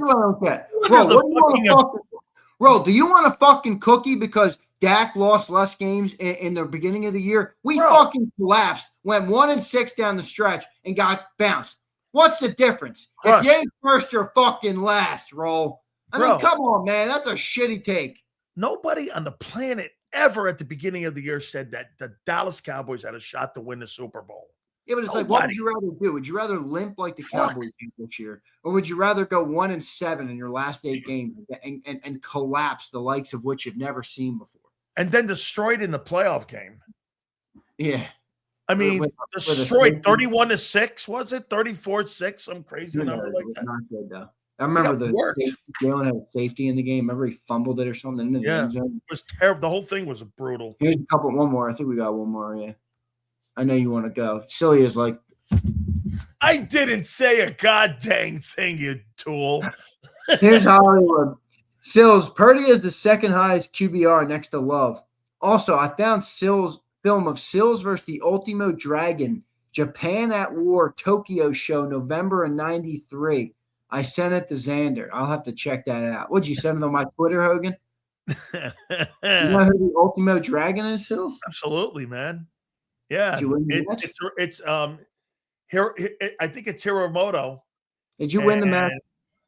I don't remember. I probably. Let me see here. I don't. That was Antonio Inoki. When you go to New Japan, yeah, absolutely. Oh, yeah, Roll Philly. You go fucking talk about Joe Namath again, guy. I mean, what a shitty day from you, my dude. All right, so good show, man. All right, brother. Hey, Xander, let me do a quick 30 here for Morgan and Morgan. Do you mind? All right. Yep. Good. Let's do it. Let's do a quick 30 here. Guys, do me a favor here. Make sure you check out my great friends at Morgan & Morgan, the #1 injury law firm in all of America for a reason. It's because they win.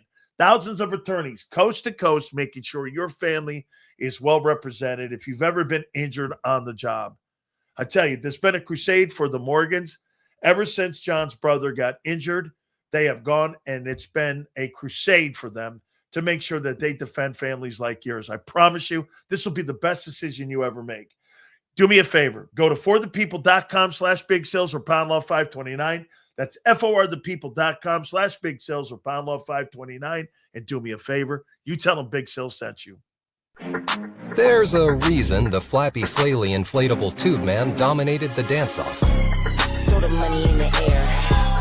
Throw the money in the air. Make your brain count it up, put it there. Just like there's a reason Morgan & Morgan is America's largest injury law firm. Injured? With over $25 billion recovered for our clients, there's a reason to go big. Morgan & Morgan, America's largest injury law firm. Big show today. We really appreciate you guys so much. I love the guys with the Battle Royale. Joe Thiesmann was spectacular as always. Please hit that like button. Please hit the subscribe button. We appreciate all the super chats today. 2 to 6 tomorrow. Big Joe, Xander, thank you, and we'll see you on the flip side.